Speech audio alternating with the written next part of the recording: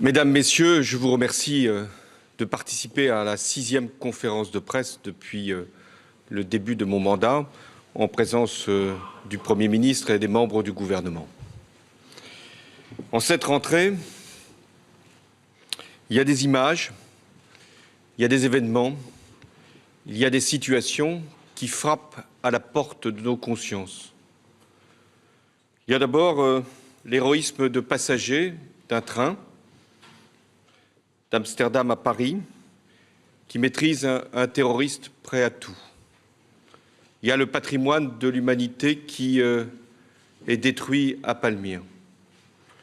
Il y a des réfugiés par milliers sur les routes d'Europe. Il y a un enfant sans vie, le visage posé sur le sable d'une plage turque. Enfant martyr, symbole des 3000 naufragés qui ont trouvé la mort au bout de leur chemin depuis le début de l'année.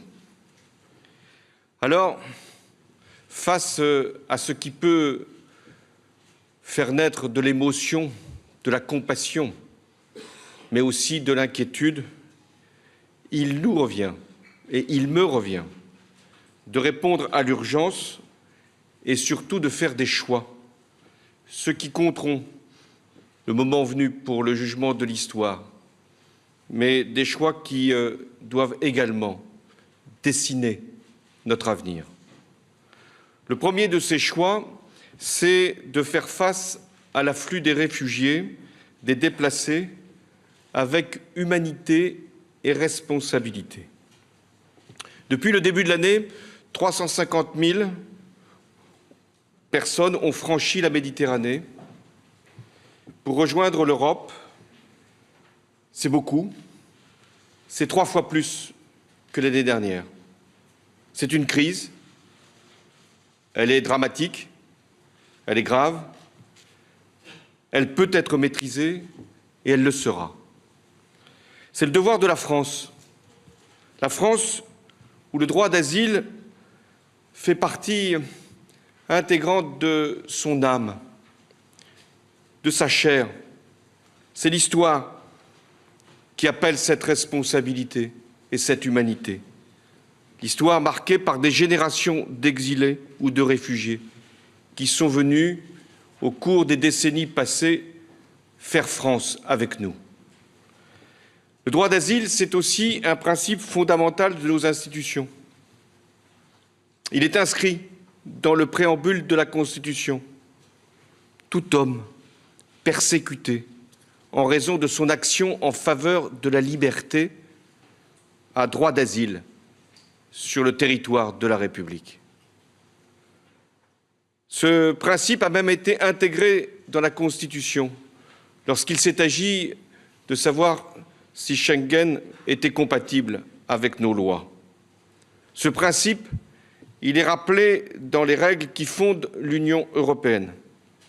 Et c'est pourquoi, face à ces drames, face à cette situation, j'ai proposé, avec la chancelière Angela Merkel, un mécanisme permanent et obligatoire d'accueil des réfugiés, pour répartir l'effort entre tous les pays européens. Le mot important, c'est obligatoire. Parce que c'est ce qui fait la différence avec ce qui s'est fait, ou plutôt ce qui ne s'est pas fait ces derniers mois. La France, elle est disposée à prendre sa part. La Commission européenne propose, ou va proposer, de répartir 120 000 réfugiés sur les 2 prochaines années, ce qui représentera pour la France 24 000 personnes. Nous le ferons. Nous le ferons parce que c'est le principe sur lequel je considère la France est engagée. Nous le ferons parce que c'est la proposition que nous avons nous-mêmes établie et que nous souhaitons faire adopter par l'ensemble des Européens.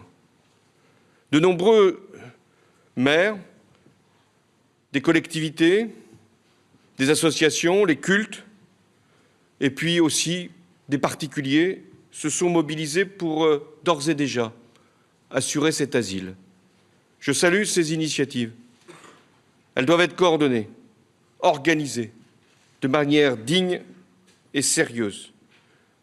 Pour y parvenir, le ministre de l'Intérieur réunira les maires concernés samedi prochain. Et le Premier ministre aura à mettre en œuvre l'ensemble des politiques qui découlent de ces choix. Et si la France fait son devoir, la réponse, elle est européenne.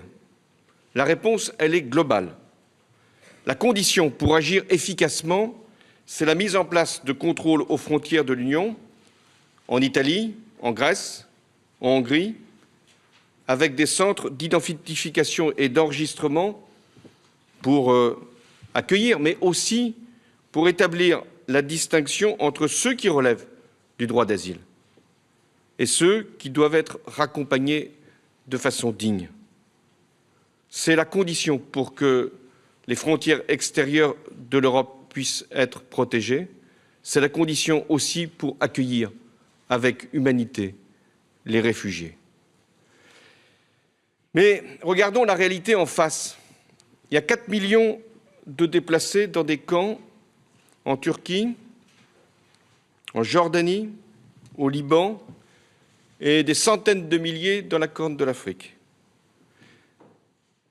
Si nous voulons éviter l'exode de ces populations, l'enjeu, c'est de fournir une aide humanitaire massive aux pays, aux grandes associations, au commissariat aux réfugiés, pour que ces personnes restent au plus près des pays qu'ils ont fuis. Nous devons aussi agir avec les pays d'origine et de transit, mettre en place là aussi des centres qui peuvent accueillir ceux qui veulent fuir pour d'autres raisons, notamment économiques, et élaborer une véritable politique de co-développement. Ce sera l'objet du sommet de La Valette le 11 novembre prochain. La France y fera des propositions. Mais il faut sans doute élever encore le niveau de la responsabilité. Il faut savoir que la question des réfugiés, des déplacés, est d'abord une question qui touche les pays du Sud, et non pas, comme on le croit ou le fait croire, les pays du Nord. Cette question des déplacés, des réfugiés, elle touche bien sûr l'Afrique, le Moyen-Orient, compte tenu des guerres et des crises, touche aussi d'autres continents, y compris l'Asie. Alors, nous ferons la proposition d'une conférence internationale pour les réfugiés. Et nous sommes prêts à l'accueillir à Paris. Et je reviens sur ce que nous avons à faire en Europe. La France et l'Allemagne, depuis plusieurs semaines, avec les ministres de l'Intérieur, avec les ministres des Affaires étrangères, préparent ce plan global. Il sera donc soumis au Conseil des ministres de l'Intérieur le 14 septembre prochain. Et je veux que ces orientations, si elles n'ont pas reçu l'accueil qui a permis de convaincre tous les pays, avec des règles simples mais efficaces, alors le Conseil européen devra être saisi. Sur ces conclusions, sur ces orientations, sur ces propositions, le gouvernement organisera un débat au Parlement sur le sujet des réfugiés dans les jours qui viennent. Mais en même temps, nous connaissons les causes de ces malheurs, de ces horreurs, auxquelles nous voulons répondre par l'honneur et l'action. Ces causes, c'est le terrorisme, c'est la guerre. Nous devons donc parallèlement, et c'est le choix que j'ai fait, lutter contre le terrorisme, ici en France et sur les lieux mêmes où il est installé. En France, le plan Vigipirate a été porté à son niveau le plus élevé, la loi renseignement a été votée, la surveillance des moyens de transport a été renforcée, la lutte contre l'endoctrinement intensifiée. Mais là aussi, je dois la vérité aux Français. Des tentatives d'attentats sont empêchées, déjouées, dissuadées. Mais le risque existe toujours, tant que le fondamentalisme, le djihadisme entretiendront la haine. Le terrorisme, il ne vient pas de nulle part. Il a ses origines, son idéologie, ses organisations. La plus monstrueuse, Daesh, est en Irak et en Syrie. C'est Daesh qui fait fuir, par les massacres qu'il commet, des milliers de familles. Daesh a considérablement développé son emprise depuis près de 2 ans. Et c'est depuis la Syrie, nous en avons la preuve, que sont organisées des attaques contre plusieurs pays, et notamment le nôtre. Ma responsabilité, c'est d'assurer que nous puissions être informés au mieux des menaces qui pèsent sur notre propre pays, pour y faire face. C'est pourquoi j'ai demandé au ministre de la Défense que dès demain puissent être menés des vols de reconnaissance au-dessus de la Syrie. Ils permettront d'envisager des frappes contre Daesh en préservant notre autonomie de décision et d'action. Le Parlement sera informé de cette opération au titre de l'article 35 de la Constitution. Faire des choix, c'est aussi ce que le monde aura à faire en décembre prochain pour aboutir à un accord sur le climat. Le constat maintenant ne fait plus débat. Les bonnes intentions, et tant mieux, sont là. Les déclarations ont été faites. Mais nous sommes encore loin d'un accord contraignant et de financement à la hauteur de l'enjeu. Il reste moins de 3 mois pour aboutir. Alors, la France, parce qu'elle reçoit cette conférence, la France, parce qu'elle est engagée, la France veut accélérer. Avec Laurent Fabius, nous avons décidé de faire de l'Assemblée générale des Nations unies un rendez-vous majeur pour la préparation de la conférence sur le climat. Et là aussi, nous tiendrons un discours de vérité. Un sursaut est nécessaire. Et nous devons, une fois encore, entraîner le monde. Mais la France, pour entraîner, pour influencer, pour convaincre, pour agir, et dans tous les domaines de la vie internationale, doit être forte.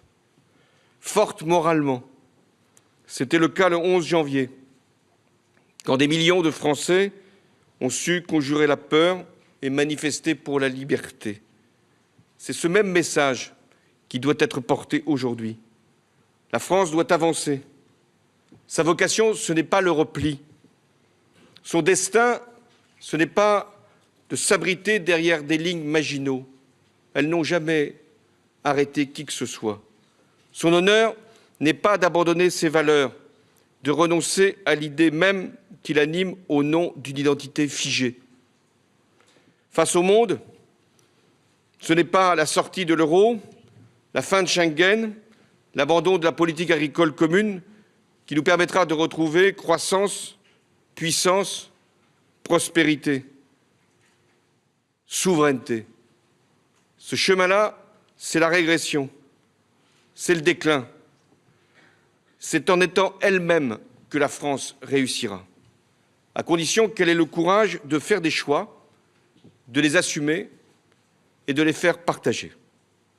La France doit donc être forte économiquement et socialement. D'abord pour diminuer le chômage. C'est le sens des décisions qui ont été prises depuis 3 ans, des réformes qui ont été engagées et de nouvelles qui vont être menées jusqu'à la fin de mon mandat. Le pacte de responsabilité avec les allègements de charges et de prélèvements va se poursuivre en 2016. Son évaluation sera faite, comme il avait été prévu, avec les partenaires sociaux. Et je considère que la stabilité et le respect de la parole donnée sont les conditions de la confiance. Ça vaut pour nous, ça vaut aussi pour les entreprises. De même, la politique de baisse des impôts, qui a été initiée en 2014, amplifiée cette année, sera poursuivie en 2016.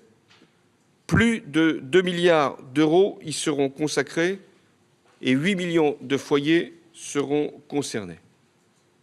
Mais il ne peut pas être question de s'arrêter là.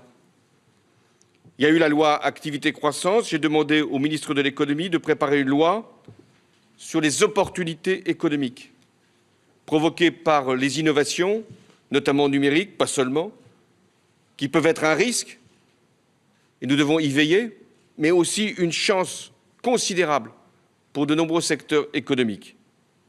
Les partenaires sociaux devront se saisir de ce sujet. La conférence sociale aura aussi pour objet d'organiser les droits des salariés tout au long de leur vie professionnelle, et c'est tout l'enjeu de cette grande réforme du compte personnel d'activité. Réformer, c'est aussi rendre lisible le Code du travail, parce que c'est ce qui protège, parce que aussi c'est ce qui permet de créer de l'emploi. Nous donnerons toute la place nécessaire à la négociation collective et aux accords d'entreprise pour permettre justement qu'il y ait une meilleure adaptation du droit du travail à la réalité des entreprises. C'est la suite qui sera donnée au rapport Combrexel, qui sera remis le 9 septembre au Premier ministre et ensuite soumis à consultation, et une loi sera présentée. De nombreux chantiers nous attendent. Je ne les ai pas cités tous, nous y reviendrons. Agriculture, santé, vieillissement, numérique et ce qu'il peut permettre, et aussi les libertés qui doivent être préservées, la justice qui doit continuer à être modernisée et renforcée. Tout commande de faire des choix. Faire des choix pour répondre à l'urgence, chaque fois que c'est nécessaire. Faire des choix pour préparer l'avenir. Faire des choix pour protéger les Français, pour faire avancer le pays, pour réussir et pour réunir. Faire des choix pour la France. Nous sommes à sa tête. Faire des choix pour l'Europe, pour la mettre chaque fois qu'elle est sollicitée dans la bonne direction. Et nous l'avons fait ces derniers mois. Et des choix pour le monde, parce que le monde est forcément à un moment ou à un autre présent ici, s'il n'est pas maîtrisé, s'il n'est pas régulé, s'il n'est pas dominé. Faire des choix, c'est ce que je fais avec le gouvernement de Manuel Valls, c'est ce que je ferai jusqu'au bout de mon mandat, sans calcul ni répit. Je vous propose maintenant de passer aux questions. Bonjour, Monsieur le Président de la République. Je souhaiterais vous amener à préciser, à expliquer ce que vous venez de nous dire sur la Syrie. La France va-t-elle s'engager militairement en Syrie, comme elle le fait depuis 1 an en Irak, au-delà des vols de reconnaissance que vous venez d'annoncer? Des frappes seront-elles effectuées contre les centres de Daesh en Syrie? Excluez-vous tout envoi de troupes sur le terrain, comme le réclament certains, qui font valoir que seuls des soldats sur le sol peuvent dénouer les choses et conduire cette crise de façon décisive à son terme? Merci. La France, face au terrorisme, a toujours pris ses responsabilités. Nous l'avons montré lorsqu'il s'est agi d'intervenir au Mali. Nous l'avons montré aussi plus largement au Sahel, y compris pour lutter contre un mouvement terroriste, Boko Haram, qui continue, hélas, de frapper plusieurs pays de la région. Et bien sûr, toujours, les populations civiles. Nous l'avons montré dans d'autres circonstances et pour éviter un bain de sang en Centrafrique, même si ça n'avait pas de lien avec le terrorisme. Mais c'était notre devoir. Et puis, lorsqu'il s'est agi, à un moment, d'envisager des frappes en Syrie, parce qu'il y avait eu l'utilisation des armes chimiques, la France était prête. Quand il a fallu, notamment pour l'Irak, constituer une coalition et faire en sorte que les Irakiens puissent retrouver leur souveraineté, nous l'avons fait. Nous sommes partie prenante de cette coalition. Aujourd'hui, en Syrie, ce que nous voulons connaître, savoir, c'est ce qui se prépare contre nous et ce qui se fait contre la population syrienne. Aussi ai-je décidé qu'il y aurait dès demain des vols de reconnaissance en lien avec la coalition, parce que c'est la condition pour que nous puissions disposer de la capacité d'intervenir sous cette forme. Et puis ensuite, selon les informations que nous recueillerons, les renseignements que nous aurons collectés, la reconnaissance que nous aurons pu faire, nous serons prêts à faire des frappes. Certains nous disent, pris par je ne sais quel empressement, que maintenant il faudrait intervenir au sol en Syrie. Les mêmes d'ailleurs qui étaient hostiles dans d'autres conditions à toute intervention où que ce soit. Mais laissons ça. La question est posée. Je considère qu'il serait inconséquent et irréaliste d'envoyer des troupes françaises en Syrie au sol. Irréaliste, parce que nous serions les seuls. Inconséquent, parce que ce serait transformer une opération en force d'occupation. Donc, nous ne ferons pas d'intervention au sol, pas plus d'ailleurs que nous n'en faisons en Irak. C'est un principe qui n'est pas un principe posé parce que nous refuserions ce type d'intervention, nous l'avons fait au Mali, mais parce que là, en Irak, c'est aux Irakiens de mener ces opérations, et en Syrie, c'est aux Syriens qui sont dans la rébellion, c'est aussi aux pays voisins, aux forces régionales, de prendre cette responsabilité. La France, en revanche, travaille pour que des solutions politiques soient trouvées, car l'issue, elle est politique en Syrie.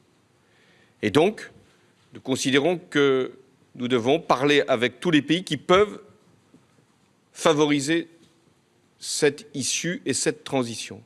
Je pense aux pays du Golfe, je pense aussi à la Russie, à l'Iran, en plus de pays qui sont d'ores et déjà membres de la coalition. Sur la transition, d'ailleurs, c'est pour nous un point essentiel. Et c'est ce qui justifie d'ailleurs notre réserve par rapport à une action qui ne serait pas maîtrisée en Syrie. Rien ne doit être fait qui puisse consolider ou maintenir Bachar el-Assad. Le départ de Bachar el-Assad est à un moment ou à un autre posé dans la transition.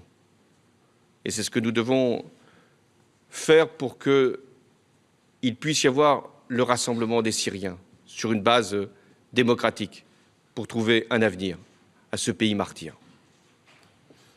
Bonjour Monsieur le Président, Jeff Wittenberg, France 2. Bonjour donc Monsieur le Président. Bonjour. La France accueillera 24 000 réfugiés dans les 2 prochaines années, avez-vous annoncé.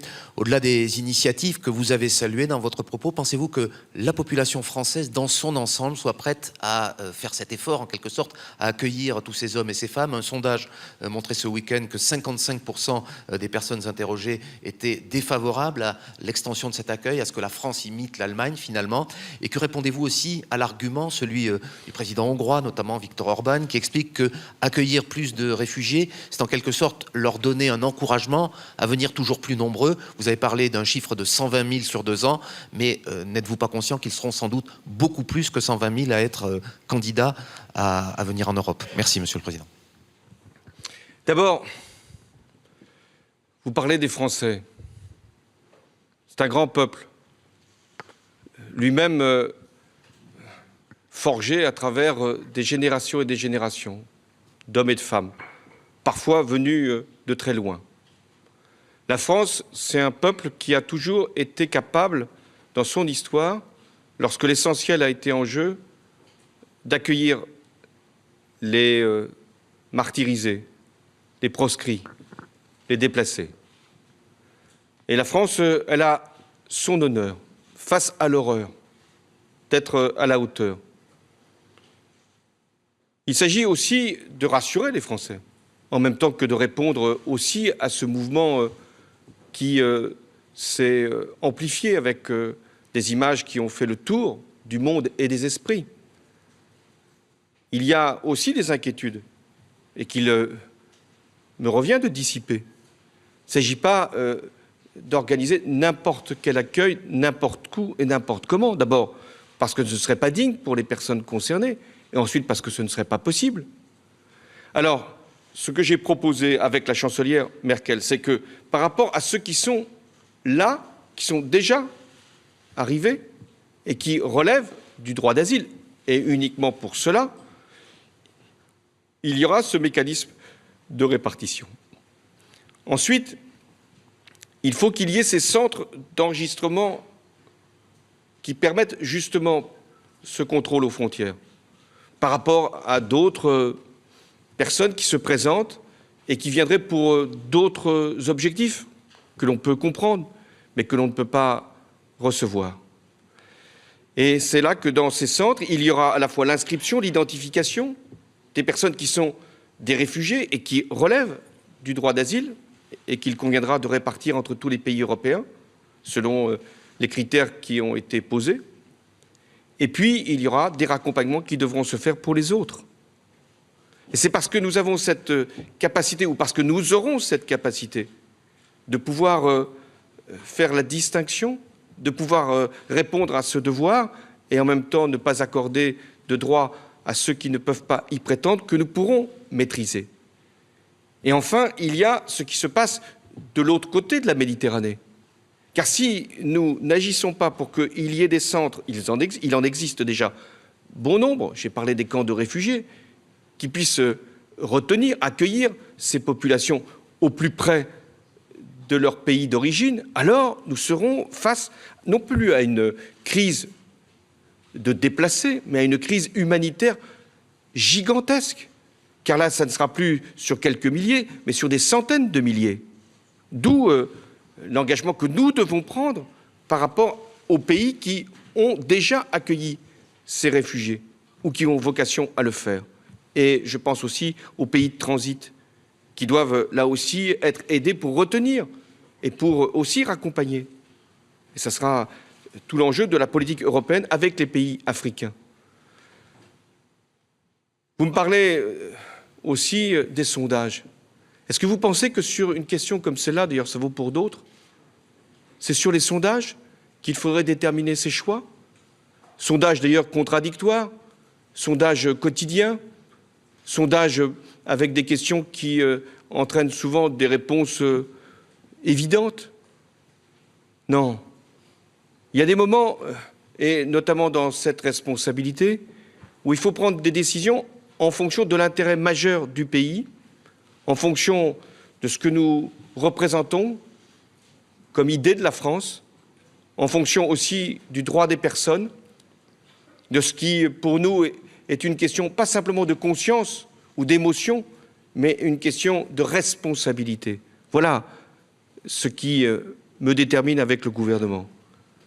Après, il y a des pays qui voudraient faire des critères ethniques, qui voudraient accueillir certains et pas d'autres, au nom de religion. Il y a des pays qui voudraient bâtir des murs et ne pas prendre un seul réfugié. Mais qu'est-ce que ces pays auraient pensé il y a 30 ans, si au moment de la chute du mur de Berlin, nous avions dit non, pas tout de suite, pas comme ça, ne venez pas, prenez votre temps, restez là où vous êtes. Non, nous leur avons dit, venez, vous êtes des Européens, vous allez bâtir avec nous l'union que nous voulons. Nous sommes dans le même ensemble, avec les mêmes principes, avec les droits de l'homme. Voilà, encore une fois, le discours qu'il convient de tenir. Monsieur le Président, oui. Hervé Asquin de l'AFP. Je ne doute pas un seul instant que mes confrères reviendront sur le sujet que vous venez d'aborder sur la Syrie. Mais il y a un autre sujet dont vous n'avez pas parlé jusqu'à présent et sur lequel vous avez joué avec la chancelière allemande Angela Merkel un rôle central. Je veux parler bien sûr de l'Ukraine. Alors il se trouve que le président ukrainien, Petro Poroshenko, vient de dire pour la première fois que le cessez-le-feu était enfin respecté en Ukraine. S'agit-il là, pour vous, d'une opportunité de rencontrer enfin le président Poutine à quatre, pour essayer de parvenir à un cessez-le-feu durable dans ce pays? À Minsk, c'était au mois de janvier. Nous avons à quatre, président ukrainien, président russe, Madame Merkel et moi-même, bâti ce qu'on a appelé les accords de Minsk. Il y a eu des retards, il y a eu encore des morts, mais le processus a avancé. Il y a eu des progrès ces dernières semaines, d'abord parce que le cessez-le-feu a été presque respecté, même s'il y a encore des victimes, parce que le retrait des armes lourdes a été poursuivi. Il y a eu des progrès parce que le Parlement de Kiev a voté une loi constitutionnelle. Vous avez vu aussi les conditions avec des protestations de groupes d'extrême droite. Et puis, il y a des élections qui sont maintenant envisagées pour la fin de l'année. Alors, avec la chancelière, avec le président Porochenko, nous nous sommes vus, c'était la fin du mois d'août. Puis ensuite, nous avons eu une conversation avec le président Poutine au téléphone, la chancelière et moi-même.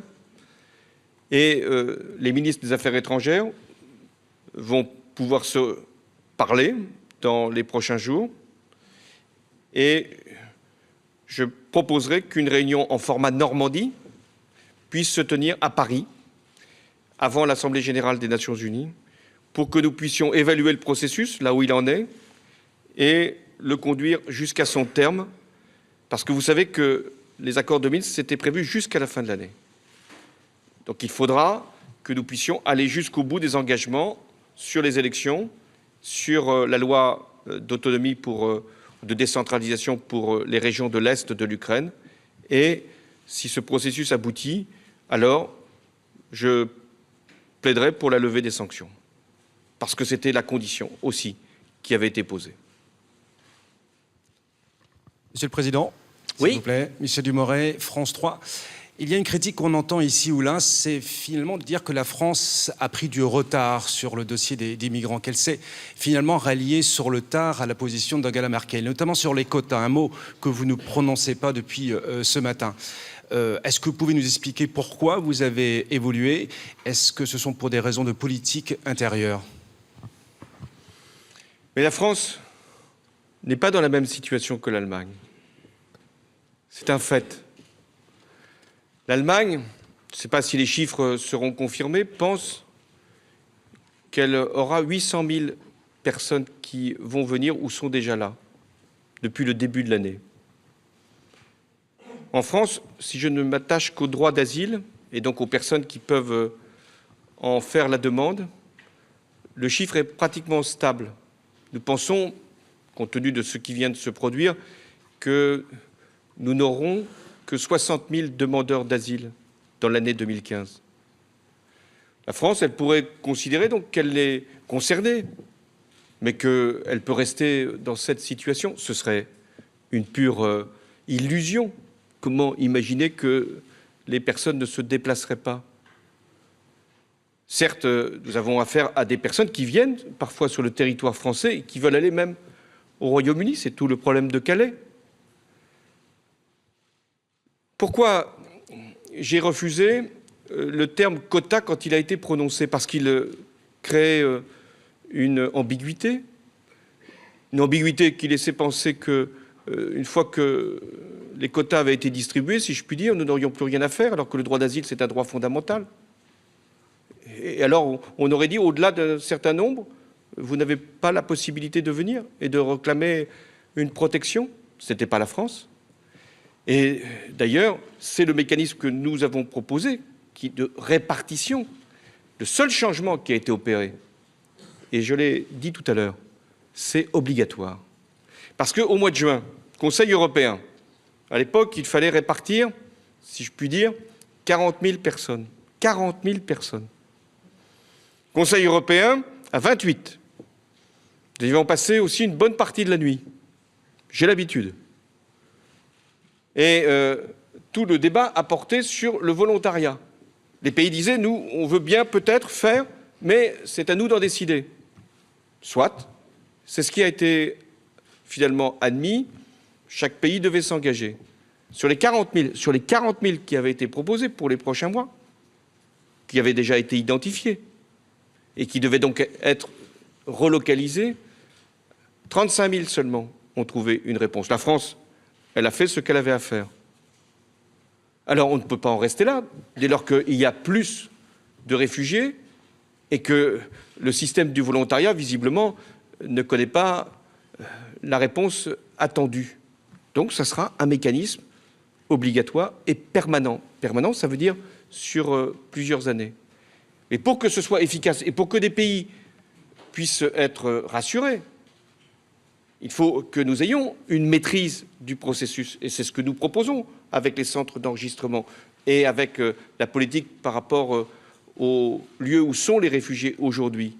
Je n'oublie pas que nous faisons aussi, la France avec les pays européens, mais la France notamment, un travail essentiel qui est d'aller en mer Méditerranée pour recueillir les personnes qui pourraient, hélas, y perdre la vie.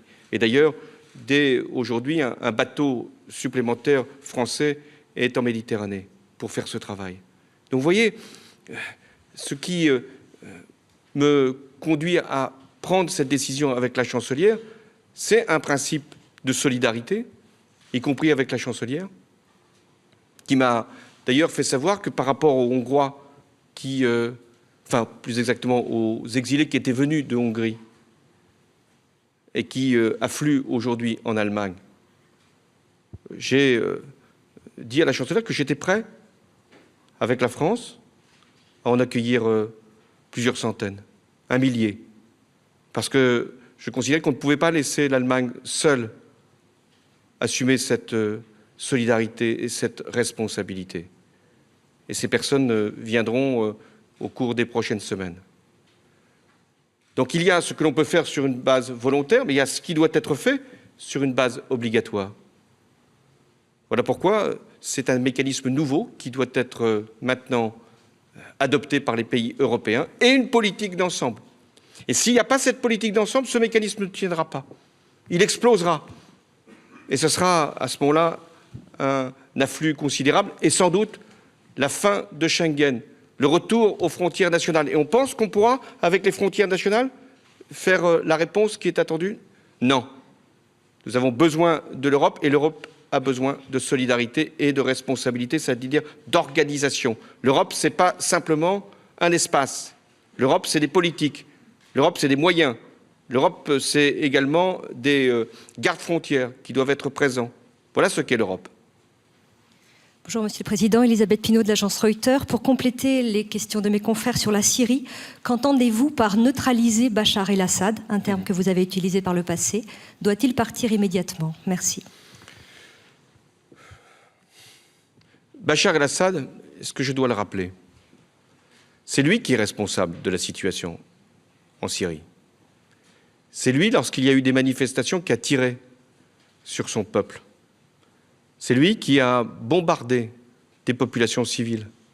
C'est lui qui a utilisé des armes chimiques. C'est lui qui a refusé toute discussion avec ses opposants quand ils n'étaient pas enfermés ou tués. Alors, depuis 3 ans, cette question de Bachar el-Assad, ce qu'il peut faire dans un cadre de transition politique est posée. Et nous l'avons toujours dit. La solution ne peut pas passer par le maintien de Bachar el-Assad à la tête de la Syrie. Donc la transition politique, à un moment ou à un autre, c'est le départ de Bachar el-Assad et la constitution d'un gouvernement d'union très large, sans bien sûr les groupes terroristes. Et c'est la position que nous voulons faire partager, et notamment aux Russes, aux Iraniens, puisque les Iraniens sont revenus dans le jeu diplomatique, notamment après l'accord sur le nucléaire qui a été passé, et que les Russes, avec le président Poutine, la question m'a été posée, je ne parle pas que de l'Ukraine, Je parle de ces sujets-là aussi et depuis longtemps. Nous disons qu'il faut trouver une solution. C'était l'esprit de Genève. 2 conférences ont eu lieu. Et aujourd'hui, c'est encore plus urgent. Il faut trouver une solution et elle ne passe pas par Bachar el-Assad. Et quand j'entends d'ailleurs certains qui disent « c'est le moins pire », quand ils ne disent pas que c'est le meilleur, toujours la même histoire avec certains, toujours pour les dictateurs, ce qui devrait quand même faire réfléchir, y compris pour notre pays. Quand j'entends qu'ils disent qu'on peut faire avec Bachar el-Assad, mais comment voulez-vous qu'un Syrien qui a vu sa famille massacrée et parfois dans des conditions épouvantables puisse accepter de revenir à la table avec Bachar el-Assad? Donc une solution doit être avec le régime, avec l'État syrien sûrement, mais à terme, Bachar el-Assad doit partir. Bertrand Galichet, France Inter. Monsieur le Président, vous avez annoncé tout à l'heure, et c'est une décision évidemment lourde, que la France allait s'engager d'abord dans des vols de reconnaissance en Syrie, puis probablement dans une campagne de bombardement. Quelle est la perspective militaire? À quelle échéance peut-on imaginer que la France ou que vous aurez décidé que cette opération militaire aura atteint son but? Est-ce que les moyens qui vont être déployés en Syrie seront pris sur ceux qui sont déjà mis en œuvre aujourd'hui en Irak? Et puis jusqu'à présent, vous disiez, et c'était la raison pour laquelle la France n'intervenait pas militairement en Syrie, que ça aurait été aider objectivement Bachar. Est-ce que cet argument aujourd'hui est tombé? Est-ce qu'il n'existe plus du fait de la pression des événements ou pour une autre raison? Merci. Ce sont des vols de reconnaissance et donc de renseignement, parce que nous voulons savoir où sont les centres d'entraînement, où sont les centres de décision, quelle est la situation exacte sur le terrain syrien. C'est d'autant plus important que, comme vous l'avez dit, il ne peut pas être question pour nous, par notre action, de favoriser Bachar el-Assad. Il se trouve que sur une grande partie du territoire syrien, son régime n'a plus d'effectivité. Nous allons le vérifier. Nous pensons aussi aux populations civiles qui ne doivent pas être victimes de nos propres décisions. Donc pour toutes ces raisons, les vols de reconnaissance vont être effectués et ensuite j'aurai, avec les autorités militaires et le gouvernement, à prendre des décisions. Sur aussi les moyens que nous allons utiliser, ce sont ceux de l'opération Chamal, c'est-à-dire l'opération qui est menée en Irak, et ces moyens suffisent pour faire les vols de reconnaissance et même pour aller plus loin. Pour ajouter sur le plan budgétaire, pour ceux qui s'en inquiéteraient, ça ne fera pas davantage appel à des ressources supplémentaires. Je dois rappeler qu'il y a eu 200 frappes qui ont eu lieu en Irak avec nos avions. Monsieur le Président, Randa Takiedine du journal Al-Hayat, les Russes ont annoncé un renforcement militaire pour aider le régime syrien et pour lutter contre Daesh, tout comme vous. Est-ce que la coalition va rentrer en guerre contre les Russes en Syrie, d'abord? Deuxièmement, une question subsidiaire sur le Liban. Le Liban est au bord du gouffre, avec plus d'1 million de réfugiés et sans une crise politique terrible. Vous nous aviez dit en été que peut-être vous envisagez de visiter le Liban. Est-ce que ça tient, ça se précise? Et qu'est-ce que vous pouvez faire pour le Liban avec, avec les Iraniens? Sur la Syrie, j'y reviens. La Russie est un allié du régime. Ça ne veut pas dire que la Russie soit un soutien indéfectible à Bachar el-Assad. Nous aurons là-dessus des discussions. Ce que veut la Russie, c'est trouver aussi une solution. Ensuite, sur le Liban, les conséquences de ce qui se produit en Syrie sont majeures. Plus d'1 million de personnes. C'est-à-dire qu'on pense qu'il y a aujourd'hui un résident au Liban sur 3 qui est un réfugié ou un déplacé. Donc ce pays vit aussi une crise politique. Le président de la République n'a pas été encore élu.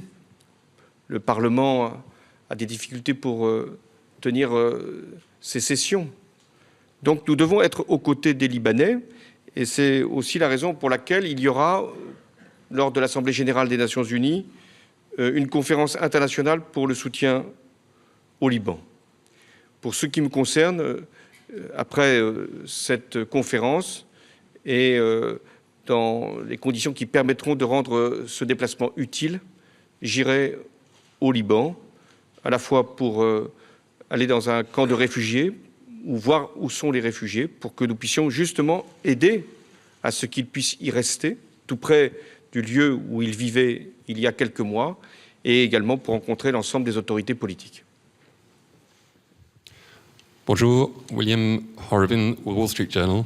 Une question par rapport à l'Union européenne et le Royaume-Uni. Selon un sondage ce week-end, une majorité des Britanniques voteraient pour sortir de l'Union européenne. Est-ce que la France est prête à négocier avec le gouvernement britannique? Est-ce que les Britanniques devraient rester à tout prix dans l'Union européenne? Et quel est l'impact de la crise migratoire sur ces négociations? Il y a donc aussi des sondages au Royaume-Uni. Mais ils vont varier, forcément. D'ailleurs, ils ont déjà changé en quelques semaines. Ce qui compte, c'est là encore les positions politiques, les choix qui doivent être faits. La France souhaite que le Royaume-Uni reste dans l'Union européenne. D'ailleurs, comment comprendre que ce pays ami, ce pays qui fut notre allié, ce pays qui joue un rôle sur le plan international, puisse être hors de l'Union européenne. Ce ne serait d'ailleurs pas son intérêt sur le plan économique, quand on sait combien un certain nombre de services financiers vivent de l'Union européenne. Le Premier ministre Cameron souhaite qu'il y ait une discussion. Je vais d'ailleurs me rendre à la fin du mois de septembre au Royaume-Uni pour échanger, et je lui préciserai exactement ce que je vais vous dire. C'est-à-dire que on peut discuter sur ce que doit faire l'Europe, ce qu'elle ne doit pas faire, c'est-à-dire simplifier un certain nombre de ses décisions, oui, très bien. On peut également souhaiter qu'il y ait des pays qui soient dans la zone euro et d'autres qui n'y soient pas, sans que les uns et les autres ne se gênent, très bien. On peut faire en sorte que les parlements nationaux aient davantage de rôle, nous ne sommes pas du tout hostiles. En revanche, si la discussion porte sur les principes essentiels de l'Union européenne, la libre circulation, la capacité de décider ensemble, alors là, nous ne voulons pas de modification des traités. Pour ensuite, ce qui concerne la question des réfugiés, c'est vrai que le Royaume-Uni n'est pas dans la zone Schengen, donc a déjà un certain nombre de capacités différentes de l'Europe, mais ça ne la dispense pas, d'ailleurs le Premier ministre Cameron l'a dit, d'un effort aussi de solidarité. Et d'ailleurs, c'est le sens des actions que nous menons entre les deux gouvernements pour régler, autant qu'il est possible, la question de Calais. Car à Calais, ce sont des personnes qui viennent non pas pour avoir l'asile en France, mais pour aller au Royaume-Uni. Chacun doit le comprendre. On ne peut pas demander une solidarité lorsqu'il y a un problème et s'exonérer de ses devoirs quand il y a des solutions. Grégory Lafont pour M6. Monsieur le Président, le sommet sur le climat se tient à Paris dans 3 mois. Vous l'avez dit tout à l'heure, on est loin d'un accord contraignant. L'objectif de la COP21, c'est de maintenir à 2 degrés le réchauffement climatique. D'après ce que l'on sait des engagements des États, on est loin du compte. Pensez-vous que cet objectif est toujours atteignable? Et si tel n'était pas le cas, le sommet sur le climat devrait-il être considéré comme un échec? Les risques sont là. C'est-à-dire que ceux qui pensaient que ce serait un parcours tout à fait tracé, conduisant jusqu'à Paris et avec des lauriers qui nous étaient déjà adressés, des accords qui étaient signés, et d'un seul coup le climat qui allait être changé, alors là, je dois les décevoir. Ça ne va pas se passer comme ça. Et il y a même des risques d'échec. Oui. Toutes les contributions ne sont pas arrivées. Nous n'en avons qu'à peine 60. Les déclarations, parfois tout à fait fracassantes, ne sont pas toujours sonnantes et trébuchantes. C'est-à-dire que les financements ne viennent pas à l'appui de ces prises de conscience. Et c'est sur la question du financement que tout va se jouer. Et c'est là-dessus qu'avec le ministre des Affaires étrangères, nous travaillons. Parce que c'est la clé.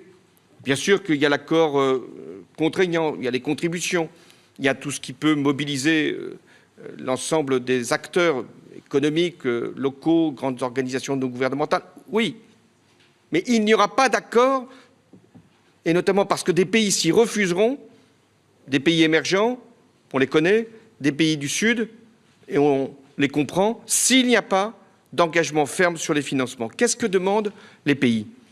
Ils demandent que le financement soit mesurable, soit prévisible, soit vérifiable, soit transparent et avec un mécanisme de révision au cours du temps.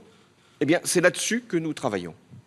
Parce que nous devons arriver à 100 milliards de dollars en 2020. 100 milliards de dollars, mais c'était déjà le chiffre à Copenhague.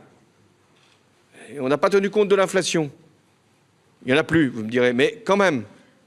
Donc, pourquoi certains pays penseraient que nous serions capables d'arriver à ce résultat alors que nous n'avons pas avancé depuis Copenhague? Donc, il y a 3 mois, à peine 3 mois, il y a un sujet qui va s'imposer, le financement, et c'est là-dessus que la France va maintenant mener son offensive. Elle va commencer, si je puis dire, au niveau le plus élevé à l'Assemblée générale des Nations unies. Elle va se poursuivre à Lima.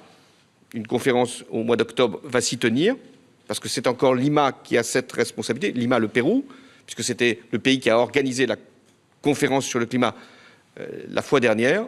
Et ensuite, nous devons arriver à un préaccord.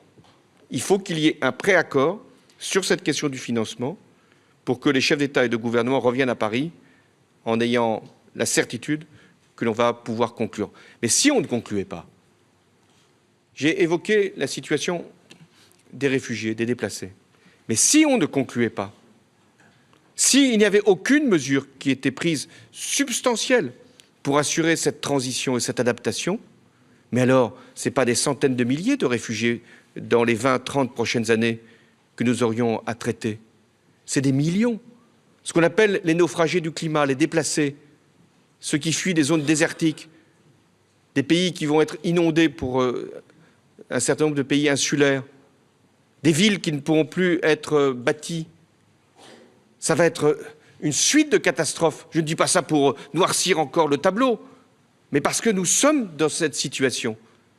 Et il se trouve que c'est la France et que je suis dans cette responsabilité. Alors je ferai tout pour que nous puissions avoir un accord sur le climat au mois de décembre. Et la France devra également, en matière de financement, montrer l'exemple, et c'est pour ça que nous avons engagé de grandes réformes sur la politique de développement. Valérie Nataf, TF1. Alors, vous avez annoncé une baisse d'impôts, vous nous en avez précisé le montant en 2016. Quoi qu'il arrive, avez-vous dit, il faut faire des choix, nous avez-vous dit aussi. Alors, comment financer cette baisse d'impôts alors que la croissance est pour le moins fragile? Et puis, question subsidiaire, dans la foulée de votre mea culpa sur la TVA sociale, est-ce que vous auriez aussi des regrets sur votre suppression de la défiscalisation des heures supplémentaires? Merci.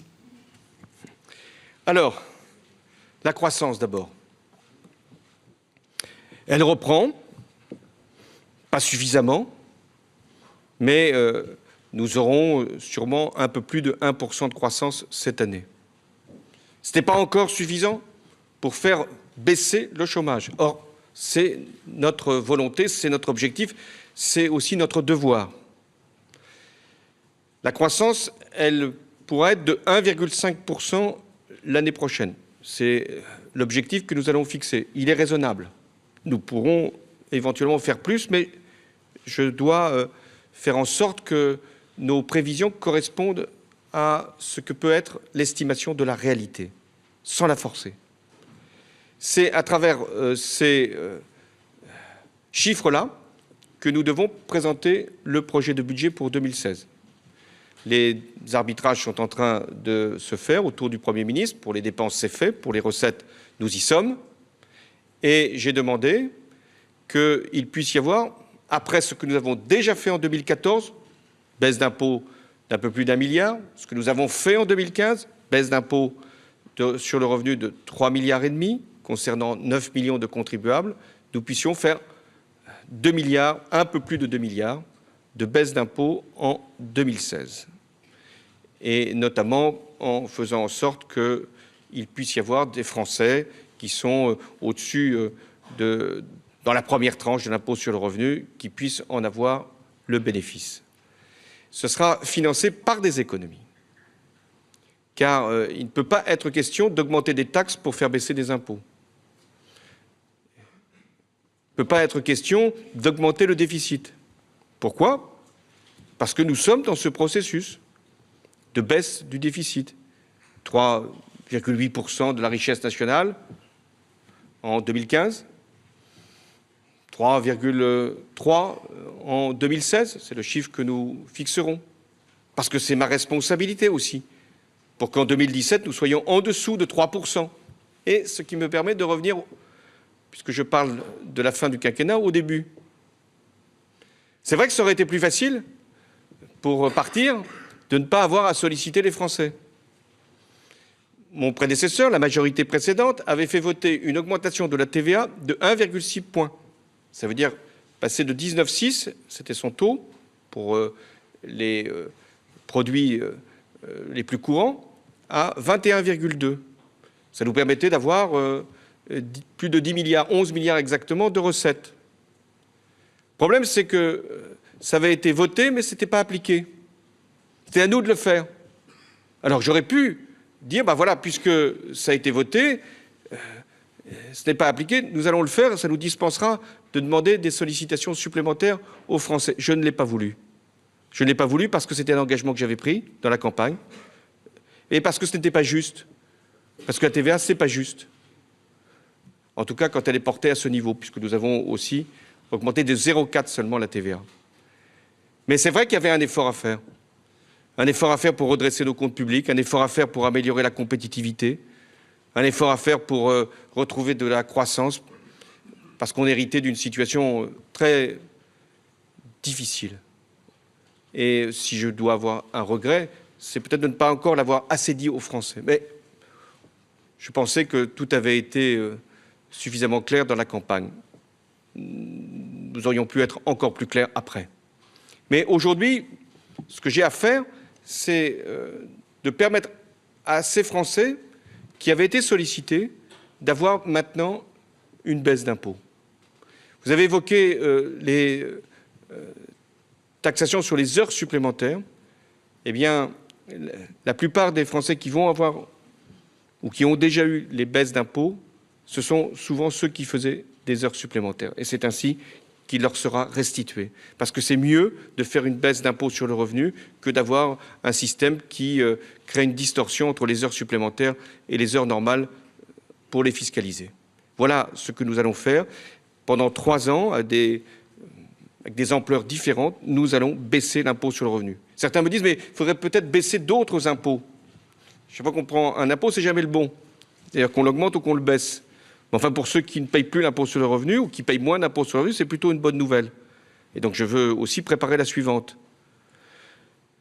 Mais si on devait baisser les cotisations sociales pour les salariés, nous avions voulu le faire. Le Conseil constitutionnel a considéré que ce n'était pas possible. En tout cas, pour les salariés qui étaient dans des niveaux de rémunération proches du SMIC. Nous pourrions prendre la CSG, mais ce serait répartir sur énormément de contribuables, d'ailleurs sans distinction de revenus.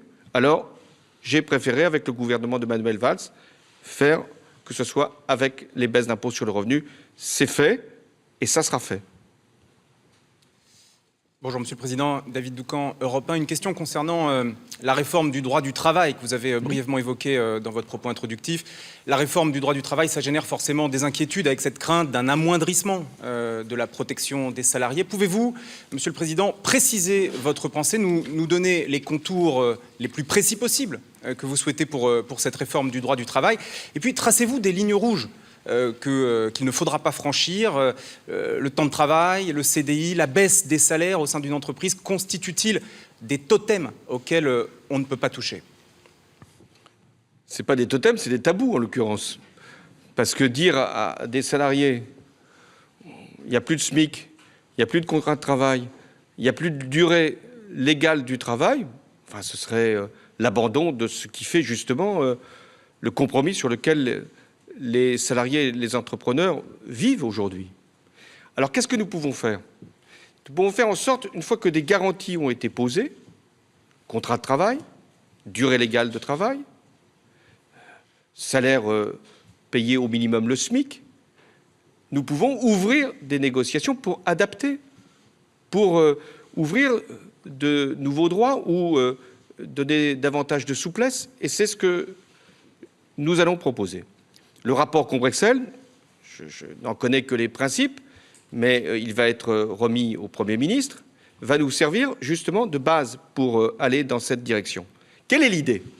L'idée, c'est qu'une fois qu'on a fixé les garanties essentielles, il puisse y avoir dans les entreprises, dans ce qu'on appelle les branches professionnelles, des négociations, où entrepreneurs et salariés vont trouver les voies d'application qui permettront d'avoir un code du travail qui n'est pas un ensemble de dispositions faites pour toutes les entreprises de manière indifférenciée, mais d'avoir justement ce qui leur permet de mieux protéger, d'assouplir, de libérer des initiatives, de mieux organiser le travail, y compris le temps de travail, et d'avoir des formules qui peuvent à chaque fois favoriser l'emploi et l'amélioration de la situation de l'entreprise. C'est ça l'enjeu. Alors, une fois que la consultation des partenaires sociaux aura été faite, eh bien, nous allons proposer un projet de loi qui permettra ces ouvertures de négociation. Nous allons le faire vite, c'est-à-dire dans les prochains mois, pour qu'il puisse y avoir cette nouvelle donne qui puisse ouvrir des négociations. Car ce que veulent finalement les citoyens, les salariés, les chefs d'entreprise, c'est de pouvoir décider. Donc il faut que ces accords puissent aussi être respectueux d'un principe qui est l'accord majoritaire, pour qu'il n'y ait pas de pression qui puisse être faite du côté des employeurs au détriment des salariés. Donc qu'il puisse y avoir cette négociation. Vous savez que le dialogue social, c'est ce que j'ai toujours considéré comme essentiel pour faire avancer le progrès dans notre pays. Eh bien, on va ouvrir, mais ouvrir largement le champ du dialogue social. Et faites-moi confiance, au terme de ce processus, ce qu'on appelle le Code du travail, ce n'est pas un nombre de pages, ça sera finalement bien adapté à la situation des entreprises et permettant de protéger les salariés. Monsieur le Président, oui, David Revaud-Dallon, journal Le Monde. Depuis avril 2014, vous avez à maintes reprises lié une éventuelle candidature à la présidentielle de 2017 aux résultats sur le front du chômage. Cet été, vous parliez même d'une baisse longue et crédible, suffisamment longue pour être crédible. Pourriez-vous nous en préciser l'ampleur, le volume, la temporalité exacte? Et puis, y aurait-il éventuellement d'autres critères de choix, d'autres paramètres de décision qui guideront celle-ci? Pouvez-vous nous dire lesquels, si c'est le cas? Et enfin, vous abordez le dernier tiers de votre quinquennat. Sur la temporalité, pouvez-vous nous dire quand vous envisagez de prendre votre décision, d'être candidat ou de ne pas être candidat, et selon les hypothèses, quand nous en serons informés? Merci, Monsieur le Président. Pas aujourd'hui pour la dernière question. Pour le reste, je me suis engagé sur la diminution du chômage, mais parce que c'était l'enjeu de la campagne de 2012. Mon prédécesseur, Nicolas Sarkozy, avait connu, sans doute que la crise expliquait aussi cette explosion, 1 million de chômeurs supplémentaires. C'est sans doute pas pour rien dans le résultat de 2012. Là aussi, il y a une crise qui s'est poursuivie. Il n'empêche Ce que les Français demandent, ce sont des résultats. Ce n'est pas simplement des excuses. Elles n'ont pas ici à être présentées. Donc, lorsque j'ai dit, c'était il y a plus d'1 an, que c'était effectivement, si il y avait une baisse du chômage que je devrais imaginer me présenter aux Français, c'était une évidence. Je vais dire presque une évidence morale. Est-ce qu'il y a d'autres précisions à donner? J'ai dit qu'il fallait que ce soit sur une période suffisamment significative pour que ce soit crédible. Si c'est sur 1 mois, ça ne sera pas regardé comme étant l'élément déterminant. Surtout quand on connaît la fluctuation des statistiques. Donc ça sera sur une période plus longue. Est-ce que maintenant il faut ajouter d'autres critères? Écoutez, pour l'instant, ce que je veux, c'est que la France réussisse. Après la situation de 2017, elle sera celle qu'on aura construite. Et ce que j'ai voulu vous faire comprendre, c'est que ce qui m'intéressait aujourd'hui, ce n'était pas mon sort personnel, ce n'était pas des conditions que je devais me poser à moi-même, c'était de faire des choix pour que la France puisse être digne d'elle-même, puisse être capable de réussir et puisse être capable de convaincre au plan européen et international. Et je vais faire ces choix, quels que soient les risques, quelles que soient les conséquences. Parce que j'estime que ce sont les choix qui, aujourd'hui, sont à la hauteur des enjeux et des défis que nous avons en face de nous.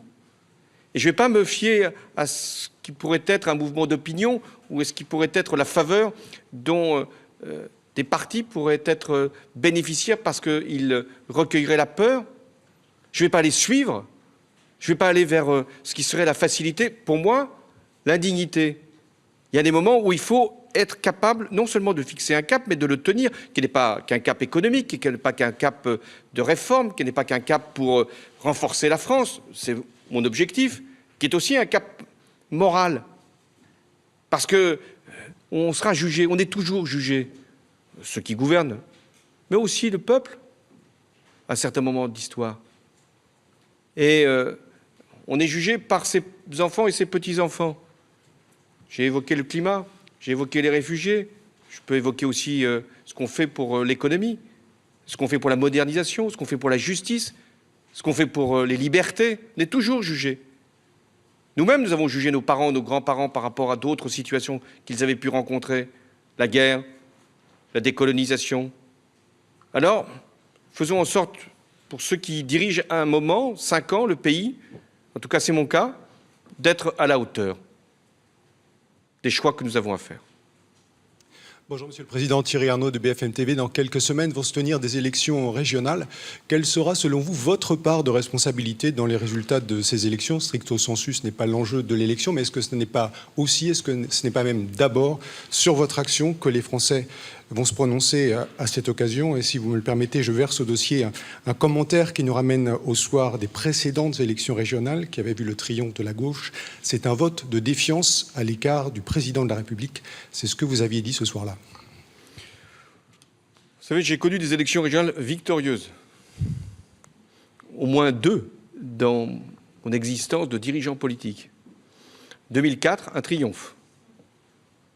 Avec des personnalités symboles. Un triomphe.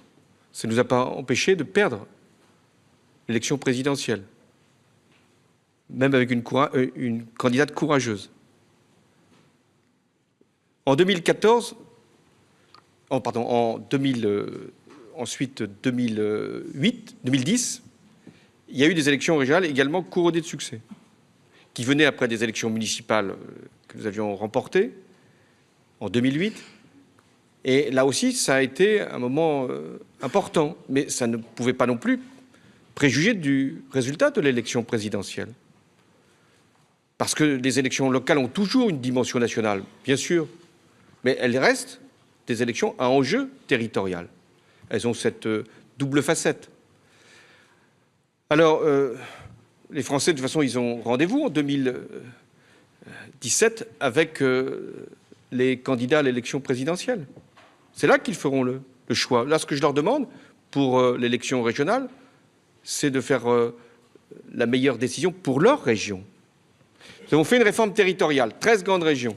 Nous avons donné des compétences. nous avons aussi clarifié les financements. Les régions peuvent agir. Et les régions, elles peuvent non seulement déterminer ce que peut être leurs compétences qu'on connaît, lycée, action économique, mais l'image même de leur territoire. Et si une région est dirigée par une majorité qui prend des décisions qui enferment la région, qui confisque ses pouvoirs, qui exclut un certain nombre de catégories ou de citoyens, alors il y a des risques très sérieux pour cette région. Donc les électeurs, ils auront le choix pour déterminer ce que va être leur avenir dans leur territoire. Et ce que je leur demande, c'est d'y réfléchir. La politique du gouvernement, elle doit forcément être présente. C'est une élection politique. Mais le gouvernement, d'ailleurs, aura aussi à s'engager pour expliquer ses choix. Mais pour le rendez-vous national, c'est l'élection présidentielle. Monsieur le Président, Michel Urvois, Ouest France, je voudrais revenir sur le débat fiscal. 47% des Français seulement paient l'impôt sur le revenu. Or, 9 Français sur 10 paient la CSG dès le premier euro gagné. Ma question, elle est double. Est-ce que vous ne craignez pas, en annonçant simplement une baisse de l'impôt sur le revenu, est-ce que vous ne craignez pas de dégrader le rapport entre les Français et l'impôt, donc le rapport à la chose publique? Et est-ce que vous ne craignez pas d'entretenir une inégalité, ce qui avait été d'ailleurs votre thème central lorsque vous étiez candidat? Est-ce que, en d'autres termes, ces propositions qui figurent dans un ensemble que Jean-Marc Ayrault vient de présenter, de formuler, est-ce que vous allez enterrer un certain nombre de dispositions et vous contenter d'un prélèvement à la source? Et pourquoi ne pas profiter du prélèvement à la source, au contraire, pour réformer davantage? La réforme fiscale, c'est un processus. Et il ne se fait pas en un soir ou même en 5 ans. C'est engagé et ça se poursuivra. Le prélèvement à la source permettra d'avoir des évolutions de notre système fiscal par une intégration entre ce qu'on appelle la CSG et l'impôt sur le revenu, puisque ça sera la même base avec des modes de prélèvement qui peuvent être comparables, et c'est là qu'il pourrait y avoir des choix pour faire en sorte de mettre davantage de cohérence et de justice dans notre système de prélèvement. Et notamment pour les plus bas revenus, ceux qui parfois ne payent pas l'impôt sur le revenu, mais payent la TVA, la CSG, CRDS, un impôt qui avait été créé en 1995, et puis également la taxe d'habitation. Donc nous devrons regarder ce que nous pouvons faire dans ce cadre-là. Mais j'ai voulu, à travers le prélèvement à la source et déjà des baisses d'impôts sur le revenu, répondre à une anomalie. C'est qu'une bonne partie des classes moyennes payent tous les impôts, y compris l'impôt sur le revenu. Et quand vous dites que certains Français ne vont plus payer l'impôt sur le revenu, ils ne le vivent pas comme un désastre ou comme une malédiction. Parce que rentrer dans l'impôt sur le revenu, c'est aussi avoir des conséquences, y compris sur un certain nombre d'autres prélèvements. Donc il me paraissait plus juste de faire sortir de l'impôt sur le revenu un certain nombre de contribuables, précisément ceux qui étaient rentrés depuis 2010, puisqu'on va revenir à des chiffres qui seront inférieurs à ceux de 2010 en termes de nombre de contribuables, de nombre de foyers fiscaux soumis à l'impôt sur le revenu. Donc il me paraissait juste de leur restituer, de leur redonner ce qu'ils avaient finalement acquitté pour faire face à la réduction des déficits publics. Et si j'avais modulé la contribution sociale généralisée, qui aurait payé? Les classes moyennes? Et je le refusais, car elles ont déjà été sollicitées. Donc pour moi, il était très important que ce soit vers les classes moyennes que la baisse des prélèvements puisse, pour cette étape, dans ce quinquennat, être d'abord la cible. Ensuite, il y aura une réforme plus large avec le prélèvement à la source. Le prélèvement à la source, ça fait combien de temps que ce débat existe? Eh bien là, nous avons décidé de l'engager et en 2017, il y aura les bases qui permettront d'avoir le prélèvement à la source et des choix fiscaux correspondants. Bonjour Monsieur le Président, Camille Langlade pour iTélé. Vous reconnaissez plusieurs regrets sur la TVA, sur l'état de la société quand vous êtes arrivé au pouvoir. Pourquoi est-ce que vous faites ces mea culpa maintenant? Est-ce que c'est une façon de renouer le lien avec les Français, lien perdu comme le montrent plusieurs sondages? Ils vous éliminent dès le premier tour en 2017. Et question peut-être complémentaire, est-ce que, comme Barack Obama, vous êtes prêt à participer à une émission de télé-réalité type Aventure ou Survie? Merci.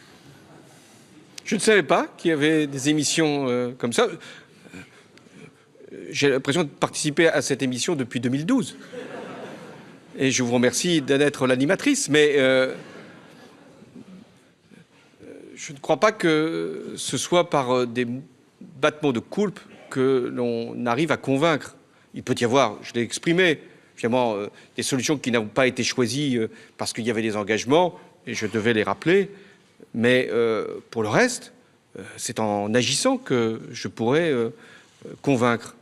Et pour le reste, sur des exercices de réalité, la réalité, elle est suffisamment cruelle, elle est suffisamment lourde, elle est suffisamment exigeante pour qu'on n'ajoute pas sa propre exhibition. Benjamin Sportouche, RTL, vous avez annoncé 2 milliards d'impôts en moins pour les Français, récemment 3 milliards d'aides aux agriculteurs. Alors la question se pose, où allez-vous trouver les recettes? Est-ce que vous allez faire des efforts dans certains secteurs, dans certains ministères? Est-ce que vous êtes pour une augmentation de la redevance télé, comme la souhaite la nouvelle présidente de France Télévisions? Et petite question supplémentaire, il me semble que vous n'avez pas été très précis sur les 35 heures. Est-ce un tabou? D'ici la fin de votre quinquennat, n'y aura-t-il pas une réforme sur le temps de travail? Resterons-nous à 35 heures? Merci. C'est ce qu'on appelle une question fourre-tout, pardonnez-moi l'expression. Durée légale de travail ne changera pas. C'est la durée légale de travail. Ensuite, qu'il y ait des négociations pour l'application de cette durée légale dans les entreprises, c'est déjà possible. Beaucoup d'entreprises, d'ailleurs, s'y sont engagées. Et elles pourront encore davantage le faire avec la réforme que nous allons proposer. Mais ça se fait dans le cadre des lois qui valent pour tous et des garanties fondamentales. Ensuite, vous dites 2 milliards pour les baisses d'impôts, 3 milliards pour les agriculteurs. Non. Et je crois qu'il faut avoir là aussi le langage de la vérité, et il a été prononcé, ce langage-là. 3 milliards, c'est des prêts que les agriculteurs pourraient obtenir. Ce sont des investissements qui pourraient se faire pour restructurer leurs exploitations. Et c'est une mobilisation d'un certain nombre de crédits qui ne sont pas budgétaires. Certains peuvent l'être, mais à des niveaux qui n'ont aucune comparaison avec les 3 milliards. Ce que nous avons voulu faire pour les agriculteurs, puisque vous m'interrogez compte tenu de leur situation, mais ce n'est pas la situation des agriculteurs seuls qui nous détermine, c'est l'avenir même de l'espace rural. Ce sont de nombreuses professions qui sont engagées, qui sont concernées. C'est la capacité aussi, pour un pays comme le nôtre, de garder ses territoires, de préserver son alimentation, de pouvoir exporter un certain nombre de notre art de vivre, de nos produits. Donc ce que l'on fait pour les agriculteurs, c'est bien sûr pour répondre à des productions qui sont extrêmement menacées aujourd'hui, frappées, et c'est la raison pour laquelle Stéphane Le Foll est au Conseil des ministres de l'Agriculture pour obtenir qu'il puisse y avoir des prix du lait, notamment du porc, qui puissent permettre aux agriculteurs de vivre décemment. Mais ce que nous faisons aussi, c'est pour l'ensemble du pays, pour les agriculteurs et pour le pays. C'est pour ça que l'argent que nous pouvons y mettre, ce n'est pas pour répondre à une revendication, c'est pour investir, c'est pour préparer l'avenir. Et il y aura des conséquences budgétaires, mais à un niveau bien plus faible. Et ces dépenses sont déjà inscrites dans le budget et les économies en face ont été trouvées. Bien sûr que ça se fera au détriment d'autres actions. Si nous voulons ne pas augmenter le déficit, même le réduire, puisque j'ai évoqué le chiffre de 3,3% par rapport à la richesse nationale, si nous voulons permettre qu'il n'y ait pas de prélèvements qui s'ajoutent à ceux qui ont déjà été faits, nous voulons les baisser, il faut faire des économies. Après, il y a le sujet de la redevance télévisée. J'ai entendu la présidente de France Télévisions, Madame Ernotte, dire qu'elle voulait un service public audiovisuel fort, et je la comprends. Nous en avons besoin dans le cadre du pluralisme, dans le cadre aussi d'un certain nombre de principes que porte le service public audiovisuel.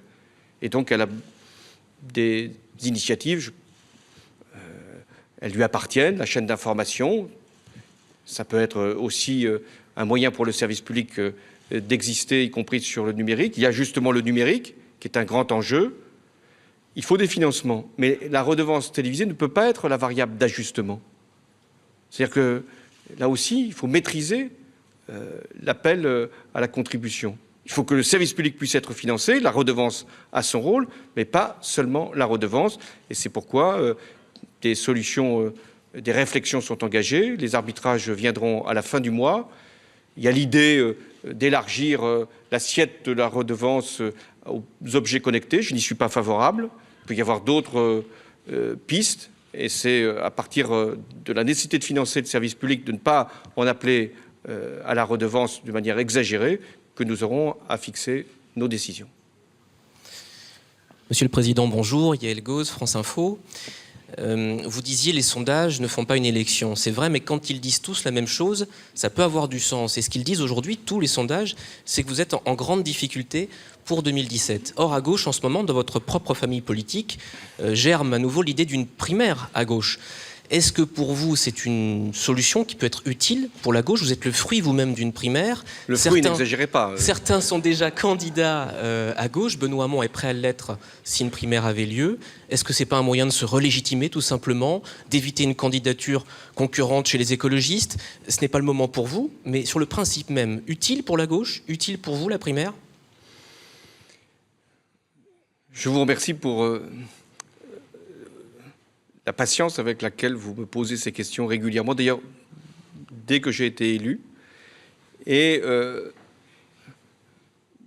l'affection que vous me portez, la bienveillance pour me conduire à prendre des décisions.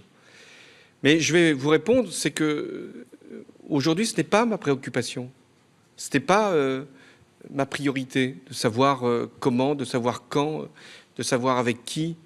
Ma seule préoccupation, ma seule priorité, mon seul devoir, c'est d'agir. Après, il y aura, lorsque l'échéance sera proche, des décisions à prendre. J'en ai donné les conditions. Et aussi, les partis ont vocation à proposer des procédures. Et je suis président de la République. Et je n'ai pas aujourd'hui à me mettre dans des procédures qui ne sont même pas introduites par les partis politiques. Mais je veux vous dire aussi que ce n'est pas une obsession, comme vous pouvez l'imaginer. Peut-être il y a d'autres exemples qui vous conduisent à le penser, mais ce n'est pas une obsession. Il se trouve que je suis président de la République depuis un peu plus de 3 ans, qu'il me reste un peu moins de 2 ans, et que je veux que pendant toute cette période, ce soit des actes qui soient posés, des décisions qui soient prises. Et j'ai une préoccupation plus que d'autres par rapport aux Français qui m'ont fait confiance, et même à ceux qui ne m'ont pas fait confiance et qui ne me font toujours pas confiance, c'est de pouvoir les servir. Et je pense à ces familles qui s'interrogent, parce que c'est leur seule question par rapport à l'emploi de leurs enfants.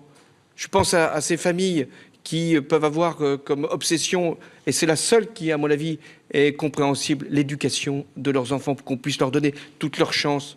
Je pense à ces personnes qui sont à un âge avancé de la vie, qui se posent la question de savoir si elles pourront accéder à la retraite. La retraite, elle a été garantie. Qui veulent savoir si elles pourront être soignées dignement, c'est-à-dire le plus souvent gratuitement, parce que c'est ainsi que nous avons voulu préserver les droits de nos compatriotes. Oui, c'est ça qui doit être jusqu'au bout ma volonté. Et en même temps, je dois faire plus que garantir. Je dois faire avancer le pays, le mettre dans le mouvement, lui permettre d'avoir davantage d'opportunités et de chances. C'est pour ça qu'on va faire des réformes qui n'ont jamais été faites. Oui, il y a des réformes qui n'ont jamais été faites. La baisse du coût du travail tel que ça avait été conçu, jamais été fait à 40 milliards. Ça ne s'était jamais mis en place. Dommage d'ailleurs, parce que nous n'aurions pas eu à le faire. Des réformes sur le code du travail, ce que je viens d'évoquer, qui n'ont jamais été engagées. Il y a d'autres réformes qui ont été faites. Celle-là ne l'a pas été. Et ça fait des années qu'on en parle.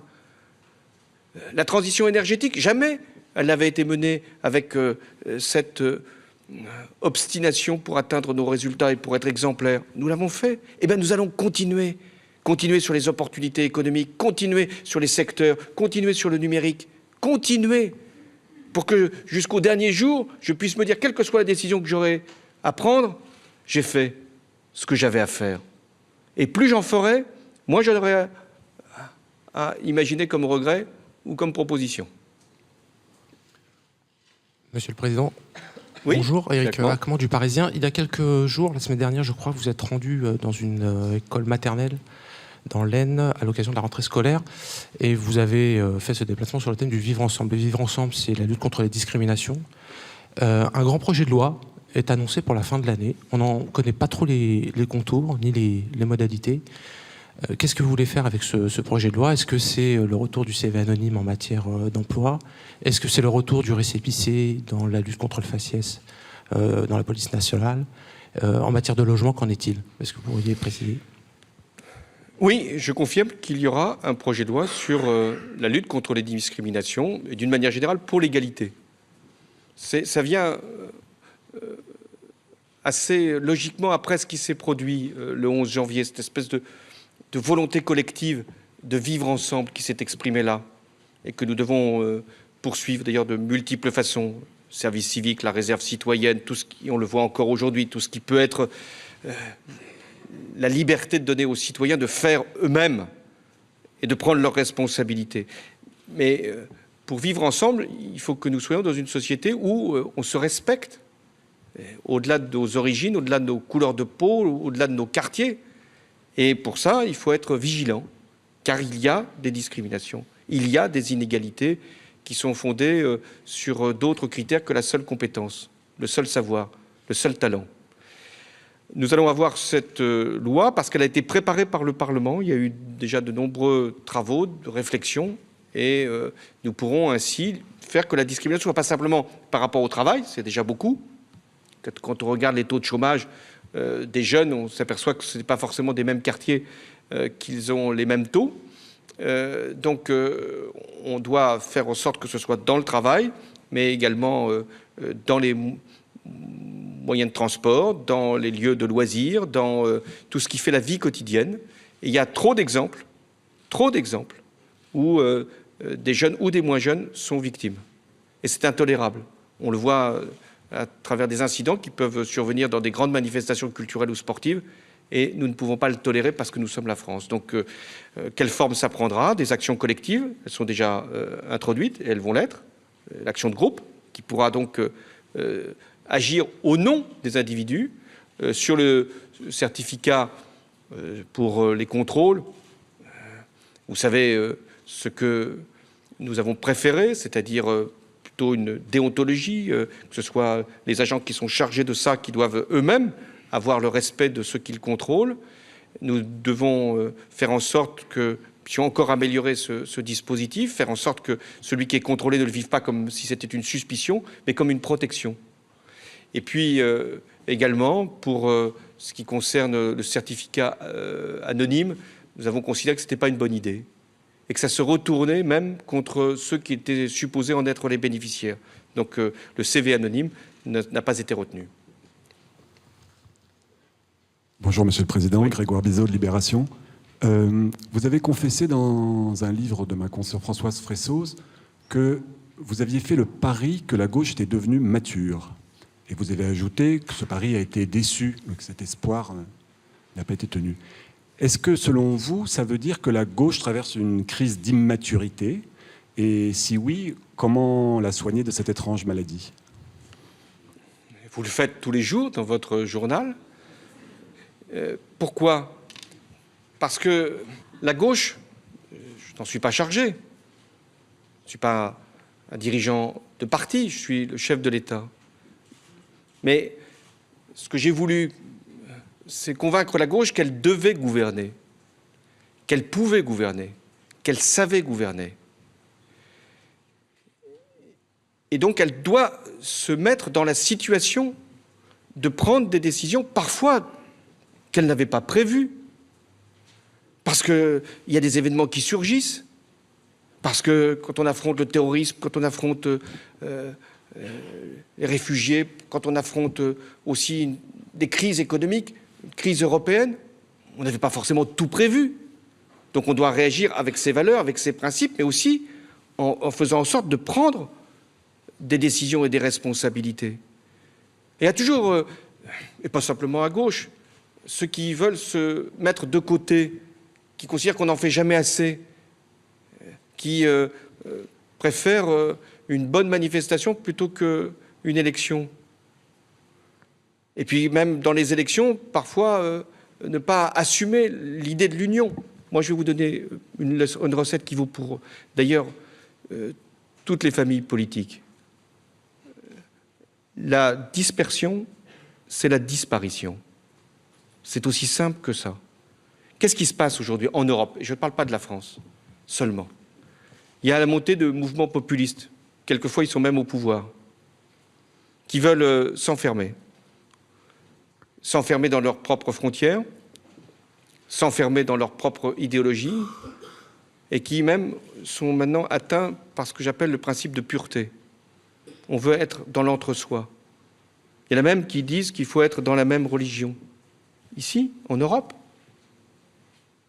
Alors, quand on est devant ce risque, quand on est devant cette confrontation qui ne va pas cesser, compte tenu de la gravité des problèmes que l'on rencontre, compte tenu de ce qu'est aujourd'hui le monde, si on ne prend pas pleinement à bras-le-corps la responsabilité d'affronter ceux qui veulent diviser, ceux qui veulent séparer, ceux qui veulent ségréger, ceux qui veulent exclure, alors on pourra avoir sa conscience, on n'aura à aucun moment pris sa responsabilité. Et si j'ai un conseil à donner, c'est qu'il peut y avoir de la diversité, heureusement qu'il y en a, du pluralisme à droite, à gauche, ça ne manque pas, mais il y a des moments où le rassemblement doit se faire autour de l'essentiel. Et ça va bien au-delà des frontières politiques, sur cette question des réfugiés, sur cette question de la lutte contre le terrorisme, sur cette question même de l'avenir de notre économie.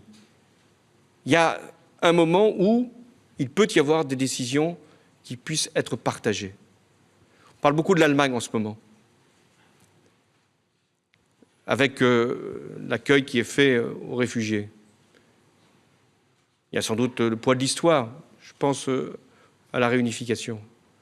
Il y a aussi, certains le disent, et ce n'est pas forcément la bonne approche, les intérêts, parce qu'il y a aujourd'hui une démographie qui est déclinante. Mais qu'est-ce qui fait qu'il y a cette unité? C'est parce que aussi les forces politiques en présence, parfois dans la coalition, parfois en dehors de la coalition, elles sont là et elles tiennent bon.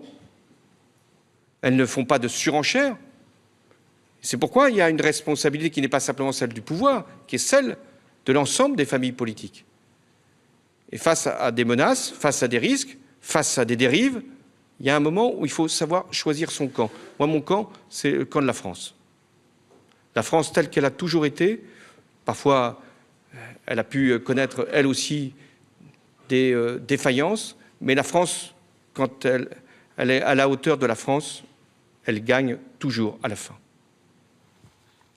Cécile Amar, le journal du dimanche. Vous avez annoncé 11 milliards de baisse des dotations de l'État aux collectivités locales, mais souvent dans notre pays, c'est les villes qui construisent, c'est les villes qui investissent. Elles sont aujourd'hui très très inquiètes. Qu'est-ce que vous leur répondez?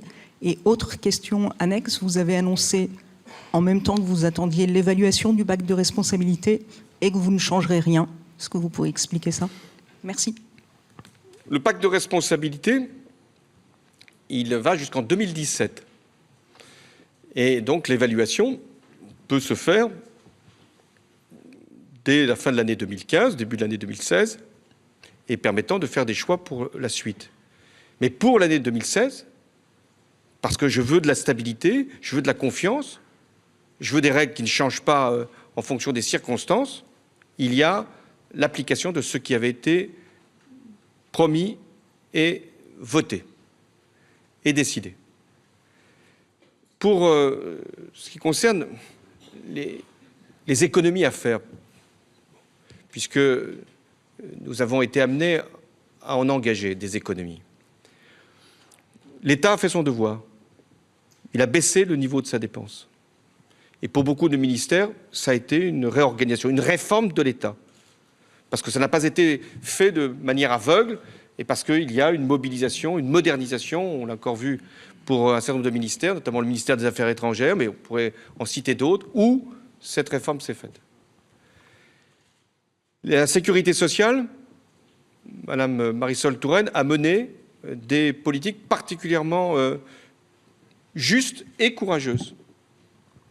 Réduire, moduler un certain nombre de prestations selon les revenus et en même temps améliorer un certain nombre d'autres parce que justement il y avait, notamment pour le grand vieillissement, nécessité à faire davantage ou pour les familles monoparentales. Mais aussi pour la santé, être capable de ne pas prendre en compte un certain nombre de médicaments qui n'ont pas d'indication thérapeutique tout à fait décisive, et en revanche, garantir le remboursement, mais améliorer le remboursement. Donc on est capable de faire des économies et en même temps de faire de la justice, de faire du progrès. Et en plus, les nouvelles technologies nous aident, d'une certaine façon, à être plus efficaces. La simplification aussi, l'abandon d'un certain nombre de normes. Mais je reviens aux collectivités locales. Moi-même, j'ai été élu, maire, président de conseil général à l'époque. Nous avons à faire des économies, partout, dans les grandes villes aussi, tout en les faisant avec un certain échéancier, une certaine prudence aussi. Mais on a dit 11 milliards sur 3 ans. Et les collectivités locales ne pourraient pas s'adapter. Certains avaient été beaucoup plus lourds dans leur annonce. C'était le cas de la majorité précédente, où ils parlaient de plusieurs dizaines de milliards qui pouvaient être économisés sur les collectivités locales. Ce sont les mêmes d'ailleurs qui seront bientôt dans la rue pour dire qu'il faut maintenir ces dotations qu'ils voulaient supprimer hier. Donc nous devons demander à chaque collectivité, notamment celles qui sont les plus riches, parce qu'il y a aussi des collectivités qui sont plus riches que d'autres. Pour le milieu rural, c'est très difficile, donc nous allons maintenir les dotations dans le milieu rural. Nous allons faire une réforme de ce qu'on appelle la dotation globale de fonctionnement entre les collectivités, pour que les plus prospères puissent aider les autres. Et nous allons faire en sorte aussi que ces communes qui sont dans des quartiers difficiles puissent avoir le maintien, voire l'amélioration même de leur dotation. Voilà, ça s'appelle la justice. On demande la justice fiscale, il y a aussi la justice territoriale. Elle sera menée, même si le Premier ministre l'a annoncé, je le confirme ici, il y aura 1 milliard de plus pour les collectivités locales qui investissent. Car ça a été pour nous le critère, en disant il y a des dépenses de fonctionnement sûrement, les Français ont suffisamment d'exemples à l'esprit sans que je les énonce ici, à revoir, mais il faut préserver l'investissement parce que l'investissement, ce sont les bâtiments, les travaux publics, et donc 1 milliard vont être décidés en faveur des collectivités locales avec des critères justement qui tiendront compte des travaux publics, de l'investissement dans la transition énergétique et tout ce qui permettra justement d'améliorer la vie de nos concitoyens. Monsieur le Président, bonjour. Bruno Dive, Sud-Ouest. Dans l'ouvrage de ma consoeur Françoise Fressos, déjà évoqué, vous sembliez donc exprimer quelques regrets notamment sur la non-instauration de la TVA sociale. Si j'ai bien compris, vous n'envisagez pas de l'instaurer d'ici la fin de votre quinquennat. Mais je voulais savoir si vous avez d'autres regrets, d'autres choses que vous ne referiez pas de la même façon, par exemple au début d'un deuxième mandat. Et est-ce que c'est le préliminaire d'une sorte d'inventaire, de droit d'inventaire que vous feriez sur votre propre quinquennat et qui finalement vous distinguerait de votre prédécesseur? Je ne suis pas pour une distinction sur tous les sujets. Je ne me détermine pas par rapport à ce qu'ont pu faire mes prédécesseurs. Quand on me pose une question, j'y réponds. Mais quand on m'en pose plusieurs sur le même sujet, je n'y réponds plus. Parce que j'ai déjà tout dit. On m'a demandé s'il aurait été plus facile de faire l'application d'une mesure décidée par mon prédécesseur. Oui, ça aurait été plus facile, c'est pas ce que j'ai fait. Est-ce que tout a été bien fait dans le quinquennat? On verra à la fin, parce que c'est la cohérence qui doit en être le fruit. C'est cette cohérence-là qui compte, et on la voit à la fin. Est-ce que tout ce que nous avons fait, modifier, réformer dans notre pays donne un paysage, donne un tableau? Est-ce que le pays va se sentir plus fort? Pour l'instant, il n'en a pas encore conscience. Donc je dois lui dire, je dois lui démontrer, et je dois surtout le faire. Moi, ce qui va compter, c'est est-ce que le pays est plus fort? Est-ce qu'il a plus de capacités? Et donc je dois libérer toutes ces capacités jusqu'au bout. Et je ne vais pas me regarder le côté miroir. Qu'est-ce que j'ai fait? Qu'est-ce que j'ai bien fait? Qu'est-ce que je vais faire? Qu'est-ce que pensent les autres? Se comparer même. Généralement, c'est rassurant, mais quand même, je ne vais pas faire ça. Je n'ai pas de temps à perdre dans cette démarche esthétique. Esthétique, encore, ça dépend des goûts. Donc, faire en sorte que ce soit sur les actes que simplement sur les mots, les paroles, les livres, pardon, que vous écrivez et que je ne lis pas. Oui, allez-y. Sans être inscrit sur une liste. Vous avez beaucoup parlé de choix, Hervé Favre, La Voix du Nord. Et vous avez beaucoup parlé de choix pendant cette conférence de presse. Je voudrais vous parler d'un choix qui a été fait dans la nuit du 28 au 29 août sur l'autoroute A1, où on a laissé en plein retour de vacances 60 personnes en conflit avec la justice, bloquer la circulation pendant toute une nuit. Et pour finir, obtenir satisfaction. Est-ce que ce jour-là, les services de l'État ont fait le bon choix? Merci. Je ne vais pas reprendre l'historique, mais vous le connaissez, hein, l'historique. Avec un drame, avec un gendarme mort. Je dois faire l'historique? Avec des familles qui se sont déchirées dans une ère de gens du voyage et qui étaient encore armés, et avec un individu qui voulait venir aux obsèques, dont on ne savait pas ce qu'il pouvait faire. Et en plus, ce n'est pas l'État qui peut décider, c'est la justice. Ce n'est pas Madame Taubira qui peut décider, c'est le juge d'application des peines. Alors, est-ce qu'il fallait envoyer les forces de l'ordre, faire en sorte que ces gens-là soient mis de côté avec des risques très sérieux pour leur propre vie? Alors ça a perturbé la circulation et c'est très dommageable. Et notamment par rapport à tous ceux qui revenaient de vacances. Et de ce point de vue-là, j'en suis profondément désolé. Mais le maintien de l'ordre et la sécurité, c'est pour moi l'essentiel. Et je ne veux jamais mettre en difficulté nos agents. Je sais ce qu'ils font dans cette période. Je sais le sacrifice qui a été le leur, le nombre de policiers, de gendarmes, de militaires qui payent de leur vie le service de la France. Ensuite, il y a d'autres manifestations. Ce n'est pas la première, quelquefois beaucoup plus importante. Là, à Paris, il y a eu une manifestation agricole avec des tracteurs. J'allais l'interdire. J'allais dire les tracteurs n'ont pas le droit de venir à Paris parce que ça peut perturber. Je sentais bien la colère aussi de ces agriculteurs qui n'en peuvent plus, qui étaient venus de loin, de Bretagne parfois, avec leurs véhicules de travail. Parce qu'ils exprimaient quoi? Ils exprimaient une volonté de vivre et d'être traités dignement. Alors ça a pu entraîner des perturbations. Des mesures étaient de toute façon préparées par le gouvernement, auraient été annoncées au-delà même de cette manifestation, mais c'est un droit, la manifestation. Et nous allons continuer à agir pour ces agriculteurs. Comme je vous l'ai dit, parce que ce n'est pas simplement une profession qui est en cause, c'est toute la France qui doit se sentir solidaire. Elle s'est sentie solidaire, ce qui explique d'ailleurs qu'il n'y a pas eu de protestation, même s'il y avait eu de la gêne. Voilà, nous sommes dans un pays où nous devons assurer l'état de droit, assurer la sécurité et en même temps comprendre qu'il peut y avoir des moments où il y a des perturbations qui existent et même si elles créent des difficultés, elles doivent être comprises. Laurence Théatin, bonjour Monsieur le Président. Bonjour. Pour François et les Outre-mer Premières.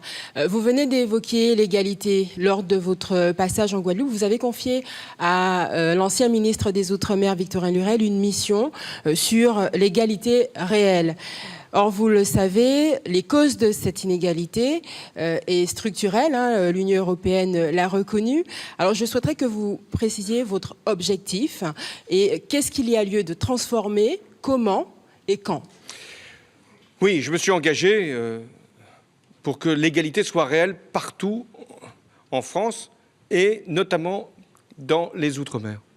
C'est vrai qu'on a mis la parité, ce qu'on appelle la parité, c'est-à-dire pour les prestations, pour les salaires, il y a une forme maintenant de justice qui a été rendue. Mais il y a encore un chômage beaucoup plus élevé dans les Outre-mer.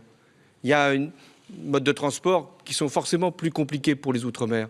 Il y a des risques de pollution qui aggravent aujourd'hui la situation dans les Outre-mer. Mais il y a aussi des atouts considérables dans les Outre-mer, et notamment par rapport aux énergies renouvelables, par rapport à la biodiversité, par rapport à un certain nombre d'industries et d'artisanat et de tourisme. Donc ce que nous voulons faire, c'est à travers une loi qui sera, j'espère, une loi de tous, faire en sorte que nous puissions, sur 10 ans, sur 15 ans, faire un grand plan pour l'égalité dans tous les territoires d'outre-mer. J'ai plus beaucoup de temps à vous réserver, donc quelques questions. Je vais répondre brièvement. Allez-y.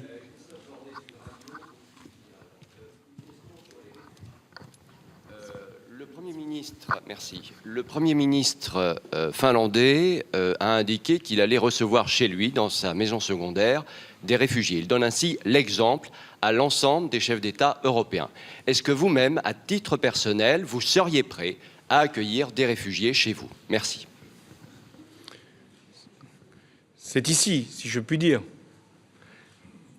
Je n'ai pas de résidence secondaire aujourd'hui disponible, mais je comprends ce geste, et puis il peut être démultiplié, mais franchement, ce qu'on attend du chef de l'État, des ministres, pensez que c'est simplement de dire ce que l'on peut faire à titre personnel? Ça, c'est une affaire de choix personnel, individuel. Ce qu'on attend, c'est de prendre des décisions pour tous, et de faire en sorte que tous ceux qui veulent accueillir puissent le faire, mais ça sera organisé, coordonné, et ça passera essentiellement par les communes, parce que c'est les maires, on en parlait, les élus, qui pourront, le ministre de l'Intérieur y travaille, avec les préfets, pouvoir coordonner ces efforts. Mais c'est bien qu'il y ait ces initiatives. On va vite. Nathalie Segonne, l'Opinion.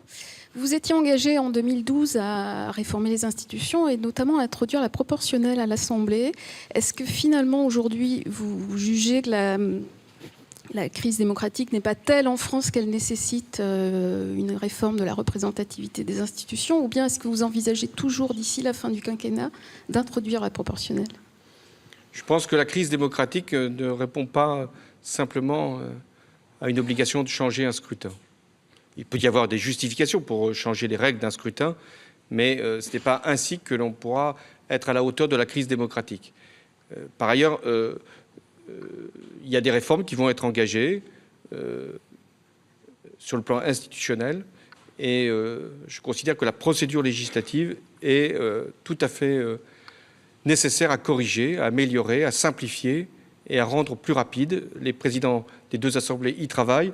Le gouvernement sera bientôt saisi d'un projet et nous travaillerons pour qu'il puisse y avoir une évolution. Moi, je considère que pour beaucoup de Français, ce qui est insupportable, ce n'est pas de savoir simplement comment l'Assemblée est constituée, comment le Sénat est élu, c'est de savoir, ça peut être une question légitime, mais c'est de savoir si on peut prendre des décisions rapidement et avec aussi la sagesse nécessaire pour la délibération collective. C'est aussi d'associer beaucoup plus les Français à l'élaboration de la loi et des textes en général. Brigitte Boucher pour LCP. Monsieur le Président, vous insistez depuis longtemps sur l'importance de la COP21 qui aura lieu à la fin de l'année à Paris. Au moment d'aborder cet événement, les écologistes ne sont toujours pas revenus au gouvernement. À qui la faute? Et est-ce que la porte leur est toujours ouverte? La réponse est oui. Et la ligne est connue, le gouvernement fait ses choix et tous ceux qui veulent travailler dans cette équipe sont bienvenus à partir des règles qui viennent d'être posées. Monsieur le Président, réforme institutionnelle, réforme constitutionnelle, allez-vous réunir le Congrès à Versailles sur la refonte des langues régionales et allez-vous l'ouvrir au Conseil supérieur de la magistrature? Dans ces cas-là, est-ce que vous espérez avoir cette majorité? L'avez-vous aujourd'hui? Nous le verrons. Mais je suis effectivement favorable à ce que 2 réformes constitutionnelles puissent être votées, ce qui suppose des majorités larges. La première réforme sur les langues régionales, c'est un texte qui, depuis 20 ans, n'a pas été encore ratifié parce qu'il n'a pas été regardé comme pouvant être conforme à la Constitution. Donc je veux tenir la parole de la France qui a été exprimée il y a déjà plus de 20 ans. Et deuxième sujet, le Conseil supérieur de la magistrature, oui, je pense que d'ailleurs dans l'intérêt du pays tout entier, de ce qu'on pense être la garantie d'une justice indépendante, il est tout à fait nécessaire d'avoir cette évolution, et je ne comprendrai pas d'ailleurs qu'elle ne soit pas partagée par tous. Est-ce qu'on peut introduire un troisième sujet? J'ai évoqué la procédure législative. Il peut y avoir, de ce point de vue-là, de simples réformes du règlement intérieur. S'il faut aller plus loin, j'y suis pour ma part favorable. Monsieur le Président, bonjour. À votre droite. Oui. Bonjour, Nasser Madji, journaliste à la radio Move. Depuis votre élection, 4 ministres ou ministres délégués ou secrétaires d'État se sont succédés à la politique de la ville. Il y a quelques jours, Madame El Khomri a été nommée au ministère du Travail. Est-ce que ce n'est pas regrettable, finalement, qu'il n'y ait pas aujourd'hui un ministre de plein exercice pour ces problématiques-là, particulièrement, alors qu'on aborde, ce sera dans quelques semaines, la date anniversaire des émeutes de 2005 et que votre Premier ministre, Manuel Valls, a parlé il y a quelques mois d'apartheid social et territorial. Merci. Il y a un ministre de plein exercice de la ville, qui est M. Caner. Et ce ministre en est chargé depuis déjà plus d'1 an. Et il travaillait jusqu'à récemment avec Mme El Khomri, devenue ministre du Travail, de l'Emploi et du Dialogue social. Et je pense que c'est un bon signal, justement, qu'une ministre qui jusque-là était chargée de la ville puisse être aussi maintenant chargée de la politique de l'emploi. Et notamment dans ces quartiers difficiles ou dans ces espaces ruraux fragiles. C'était son rôle. Et avec notamment un projet qui va maintenant être abouti d'agence de développement économique pour ces espaces. Et finalement, il n'y avait pas plus belle confirmation de cette priorité, plus beau symbole que de faire la nomination qui a été faite de Mme El Khomri pour signaler notre volonté. Oui, Pascal Jalabert. On va prendre 2 autres questions et après ça sera terminé. Pascal Jalabert pour les quotidiens régions de l'Est et de Rhône-Alpes. On a vu avec les manifestations des agriculteurs qui dénoncent le dumping social de leurs homologues allemands et espagnols, on a vu des travailleurs détachés intervenir de plus en plus en France, y compris sur des rassemblements de partis politiques. Alors, est-ce que l'Europe, ça fonctionne encore ou au contraire, ça crée une concurrence qui devient insupportable pour beaucoup de Français?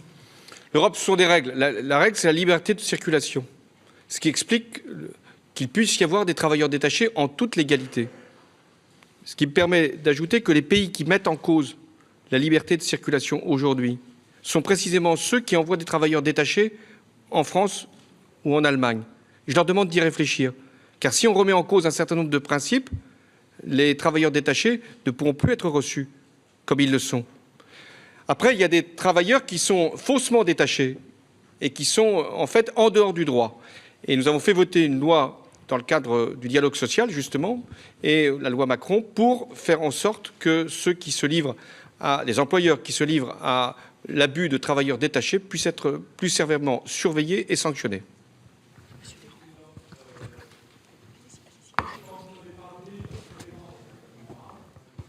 C'est la dernière question, hein. Dépêchez-vous. Merci. Merci, Monsieur le Président. Quand vous avez parlé de la conférence de climat, selon vous, quel sera le rôle que la Chine puisse jouer pour les problèmes de climat? Et qu'est-ce que vous pensez de l'économie ou de la finance de la Chine actuelle? Merci. Phoenix TV. Alors d'abord, il y a un ralentissement de la croissance chinoise. C'était déjà vrai en 2014 et ça semble se confirmer en 2015, mais à des niveaux qui restent significatifs et élevés, plus de 7%. Il y a des soubresauts boursiers, mais il faut rappeler que les marchés financiers chinois avaient beaucoup augmenté au niveau de leur valeur. Donc, si j'ai un message à faire passer, c'est qu'il peut y avoir des ajustements, il peut y avoir effectivement des conjonctures, et ça vaut pour un certain nombre de pays comme la Chine ou des pays émergents, mais pour ce qui concerne la Chine, j'ai toute confiance dans la capacité des autorités chinoises à mettre l'économie dans un sentier de croissance de long terme, même s'il peut y avoir des ralentissements. Mais comme il y a ces mouvements de conjoncture, il est très important qu'en Europe, aux États-Unis, les États-Unis sont aujourd'hui dans une dynamique positive, qu'en Europe, on fasse davantage de croissance. Et c'est tout ce qui est trait au plan Juncker, aux investissements et à la politique monétaire de la Banque centrale. Sur le deuxième sujet, la Chine C'était dans cette pièce même que le Premier ministre chinois a annoncé la contribution de ce grand pays pour la conférence sur le climat à Paris. La Chine va être un acteur majeur pour emmener aussi non seulement un des pays les plus peuplés, mais aussi un des pays les plus pollués, pour faire en sorte que d'autres pays puissent suivre l'exemple chinois. Et je me rendrai en Chine au début du mois de novembre pour lancer avec le président Xi Jinping un appel pour que nous puissions réussir la conférence sur le climat. La conférence sur le climat, ce n'est pas simplement les pays développés, c'est les pays émergents, c'est les pays en développement. Et c'est pourquoi l'apport de la Chine est majeur. Je vous remercie beaucoup d'avoir posé cette dernière question et je vous dis à la prochaine conférence de presse pour d'autres questions qui peuvent parfois ressembler à celles d'aujourd'hui. Merci.